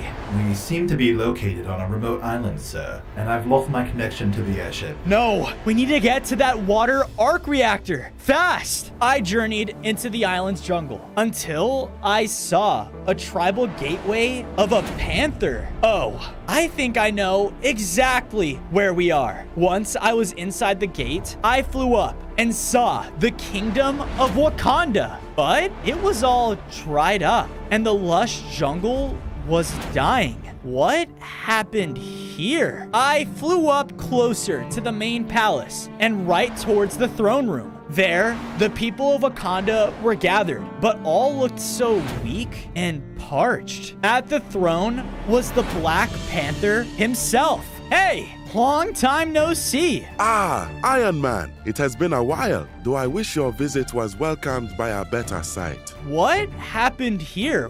What's happening to Wakanda? I'll show you. The Black Panther took me deep within the palace, and there, encased in mysterious metal, was the water arc reactor. Wait, you have the reactor? Yes, Wakanda promised to keep it safe in exchange for supplying all of Wakanda with infinite water. But recently, the reactor exploded, making our entire kingdom lose all of it. My people are growing weaker by the day. Don't worry, I'll fix it. I ran up and tried to blast my energy into it, but the metal vault around the whole thing wouldn't allow me to. What the? Tony, it's no use. We made that vault out of vibranium, the strongest substance in the world. The only way to force it open is with vibranium of your own. On days 48 to 52, the king of Wakanda led me to a grand temple. What is this place? This temple holds the vibranium you seek, but in order to retrieve it, you must push past your own flaws and weakness. Well, good thing I don't have any. Okay, it was a joke. I walked inside of the Vibranium Temple and saw just how ancient it really was. As I moved down the eerie hallway, I heard echoes of voices that sounded familiar. Selfish! Huh? Who's there? I continued to move down the hall, but with each step, I felt a strange weight, like I was getting weaker. You've always been the hero that only cares about himself. Everything with Ultron is your fault. I felt so weak. Ah! You only make the world worse. No. I barely managed to crawl to my feet as I entered the deepest part of the temple, and there was the vibranium. As I tried to move towards it, an entity made of vibranium floated before me. You wish to yield this metal? You have yet to prove yourself! On days 53 to 56, the entity started to attack. I could barely move as all of the voices were still weighing on me. But I tried my best to push past them, hitting the entity with all of my elements. Why do you want this vibranium? For your suit? Just selfish gain? No! I need it to... Enough with the lies! I was using all of my willpower to push through and keep fighting. You'd never make a sacrifice. This world will be so much better off. Those voices you hear just show what everyone thinks of you. A selfish hero. He then charged up another attack and was about to defeat me. No! I blasted the entity with my elements a final time, taking him down. This whole time, I just wanted to save Pepper. But everyone's right. Not only does she need saving, but the world does too. You have shown me your heart. Now go and prove to everyone your selflessness. The heavy weight of those words lifted from me as I went and picked up the vibranium. It bonded with the nanotech in my suit, giving me vibranium hearts and now allowing me to shoot out rockets. Yeah! On days 57 to 59, I journeyed back to Wakanda. But when I did, something was wrong. Everything was destroyed. Ultron, the airship, they must have come while I was away. Thankfully, as I made it back to the room with the water arc reactor, it was still there in the vault. I used my vibranium missile to break it open and finally blast the reactor. Because of this, the water element in my suit was empowered. I gained 5 more hearts and now could control powerful waves of water. All right. Now, where did everyone go? Looking out of the windows, I saw a path of destruction leading out of the kingdom in the distance. It's time to show some selflessness. On day 60 to 63, I followed the path of destruction, which led me back out to a coastal line. And there was a robotic airship with all of the Wakandians. Alright, who's next for the implants? Stay away from them! I leapt in, calling upon my new water element. The waves slammed into some of the robotic guards, easily destroying them. Iron Man, Ultron wants to speak with you. Hello, Tony. What the? How are you? I am connected through all my men. Have you not already learned? You can't beat me. Just accept that fact and let me make this world a better place. In my vision. No, I won't let you do this. I will save Pepper. I'll save everyone. I ran in to attack with my water element, but jumping in the way was Black Panther? Thank goodness you're... Wait. This world would be a better place without Iron Man. He jumped in to slash at me. No, he's being controlled. Stop this. This isn't you. Then Ultron's mech ran in to attack as well. I'm outnumbered. On days 64 to 68, we fought along the coastline. Black Panther would ruthlessly pursue me while the mech hit me with his massive fists. Ah! You, Tony, are a fraud, a joke.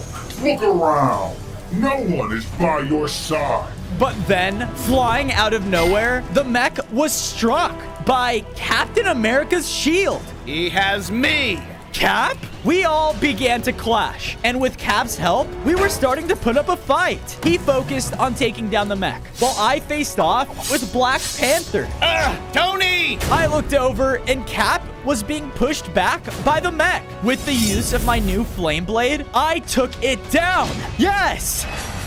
Black Panther then leapt at me again, but Cap hit him back with his shield, stopping his attack and knocking his helmet off. We did it! Hey, thanks for the help. Seriously. We showed up for the mission, not for you. I wanted to apologize for what happened, but before I could... You freed me. You have done a great service to Wakanda. Of course, but your kingdom isn't safe anymore. Not for you or your people. You all can come back with us. On days 69 to 73, I brought everyone back to Stark Tower, where I wasted no time building up the Wakandians their very own tribal homes. I then teamed up with Bruce to build up the remainder of Stark Tower. Finally, it's now up and running. Now, to find a way to stop Ultron. Suddenly, the sky around our base started to rumble with thunder as storm clouds formed above. Whoa! Jarvis, are you seeing this? Yes, sir, but this is quite unnatural. Could this be? The lightning arc reactor. Quickly flying up and out of the base, I followed the storm clouds as lightning shot down around me. Then, I heard an ear-piercing scream. Who is that? I kept flying as the storm wasn't letting up. But then I saw something. The city Ultron took over was now floating in the air. Oh no, what is happening? We are almost high enough. Once we get to the right altitude, my machine will spread its influence to cover the world! That machine! If he can send its signal over the world, he'll be able to control everyone! As I said this, pulses of Ultron's signal started to ring out over the terrain. All there will be is perfection! No, I need to stop him, but I'm not strong enough yet. Then, in a beam of colorful light, I saw a green-cloaked figure teleport onto the ground. Wait, Loki? The storm in the sky stopped as I flew down to investigate. What are you doing here? Oh, thank goodness. Tony, it's Thor. He's gone mad. He's been blinded by his ego, nearly destroying Asgard. I had nowhere else to go. Wait, what? Why would he do that? And how do I know I can trust you? You are the god of mischief, after all. Yes, I know. But I'll tell you this. If there's one thing I hate most in this world, it's me not ruling Asgard. And right now, there won't be a place to rule if we don't stop what's happening to Thor. I looked back towards the city, thinking of Pepper. Just hold on a little longer. I knew I needed the lightning element, so I went with Loki. On days 78 to 80, Loki teleported me into Asgard, but a massive storm was destroying everything. Whoa. You really think the lightning arc reactor is what's causing this? Now that you mention it, Thor was a little obsessed with it when Stark Industries handed it over. I can only guess. Time to find him then. I started to fly across the destroyed Rainbow Bridge as the thunderstorm was shooting all around me. Uh-oh! I had to fly in between lightning bolts, trying not to get struck. I looked down just in time to see an Asgardian child trapped under rubble. My son! I'm coming! I flew down and used my earth element to destroy the rubble off of him. There you go, little Asgardian man. Oh, thank you. Thank you! Don't mention it. Then, a bunch of lightning came clashing down on the castle. I think I know where the God of Thunder is. On days 81 to 85, I made it into the throne room of the castle, and there was Thor, standing over the broken lightning reactor. Thor, stop this, now! Iron Man, how dare you speak to me like that? I am the only one worthy enough to have this power, and I can do whatever I want with it! I could tell the broken reactor had fried his senses, completely making him blind of his morals. Come on, man, don't make me do this. Ah, is that a challenge? The King of Asgard never backs down from a fight. Thor attacked with high speeds that I was barely able to dodge. His thunder impacts would send lightning flying around the entire room, but I used my ice element to try and slow him down. Thor, please stop! Trading hit for hit still did not do anything to him, but I was getting low on hearts. What do I do? Wait, the reactor! I flew over to it and began to charge up all of my elemental energy. No! That power is mine! As Thor came charging in, I batted him away with my earth element. This gave me the opportunity to blast the lightning reactor, causing it to be fixed. Yes! Because of this, its elemental power flooded into me. I gained 10 more hearts, and with complete control over the lightning elements, I was now completely elemental. Your elemental suit is 100% operational. Good work, sir. Thanks for the update, Jarvis. Wait, Tony? What have I done? I'm so sorry. It's all right, Thor. The power just went to your head a little bit. Go down there and make sure your people are all right, okay? I have my own world I need to save. On days 86 to 90, I returned to base to see that everyone was safe for now. Alrighty, Tony. We need some defenses in this place, but I don't know how much of Ultron's signal we can stop without taking out whatever he is using in the city. That's why we're gonna face him head on. Tony, that's a death sentence. Well, what do you always say, Cap? Heroes have to make the sacrifice play? Well, yeah, but not without a plan. Oh, I got a plan, all right. Go in guns blazing and take out a few robots along the way. Grab Pepper and kiss Ultron goodbye on the way out. Sir? Fine. A little backup would be nice. Gather around. Here's what we're gonna do. On days 91 to 94, all of us made it onto the Rising City as we looked out to see an army of Ultron's robots. They're defending the machine. Okay, remember the plan, everyone? Let's crush some robot heads. Come on, big guy. over. Hulk recklessly jumped into battle as Captain America followed. Come on, where's Pepper? Where is she? That way! He pointed over to a building where we saw Pepper still trapped in her test tube. Hang on! But as I flew towards the building, a swarm of robots stood in my way. No! Coming through! But they were all caught in a web. Wait, Spider-Man? Thanks! You didn't actually think I was gonna let you save the world without me, did you? I made it into a building where more robots were working on Pepper's tube. But with my new lightning elements, they were quick work. Pepper! Tony! Finally, I was able to get her out, and I wasted no time flying up and away from the floating city. You saved me. I thought I was done for, and... It's okay. You're safe. Now, I'll be back, okay? What? You're going back up there? No, we have to leave. Come on. I'm sorry, but I can't let this world down. Get away from here, as far away as you can. I have a mission to complete. On days 95 to 99, I made my way back on the city. I really didn't think you'd come back. Well, Cap, it seems like everyone really can change, huh? Oh, you haven't changed a bit. There, standing above us all, was none other than Ultron himself. Change is only made in a human when you program it into them. That is what needs to happen to have a perfect world. My perfect world! You know, I've had enough of you. We all have. It's time I right my wrongs, starting with you. How dare you? Tear them apart! More robots rushed in as we all began to fight. My elements were keeping them at bay as Hulk smashed through groups of them. Cap crushed them with ease, and Spider-Man would set them up so Black Panther could cut them down. No!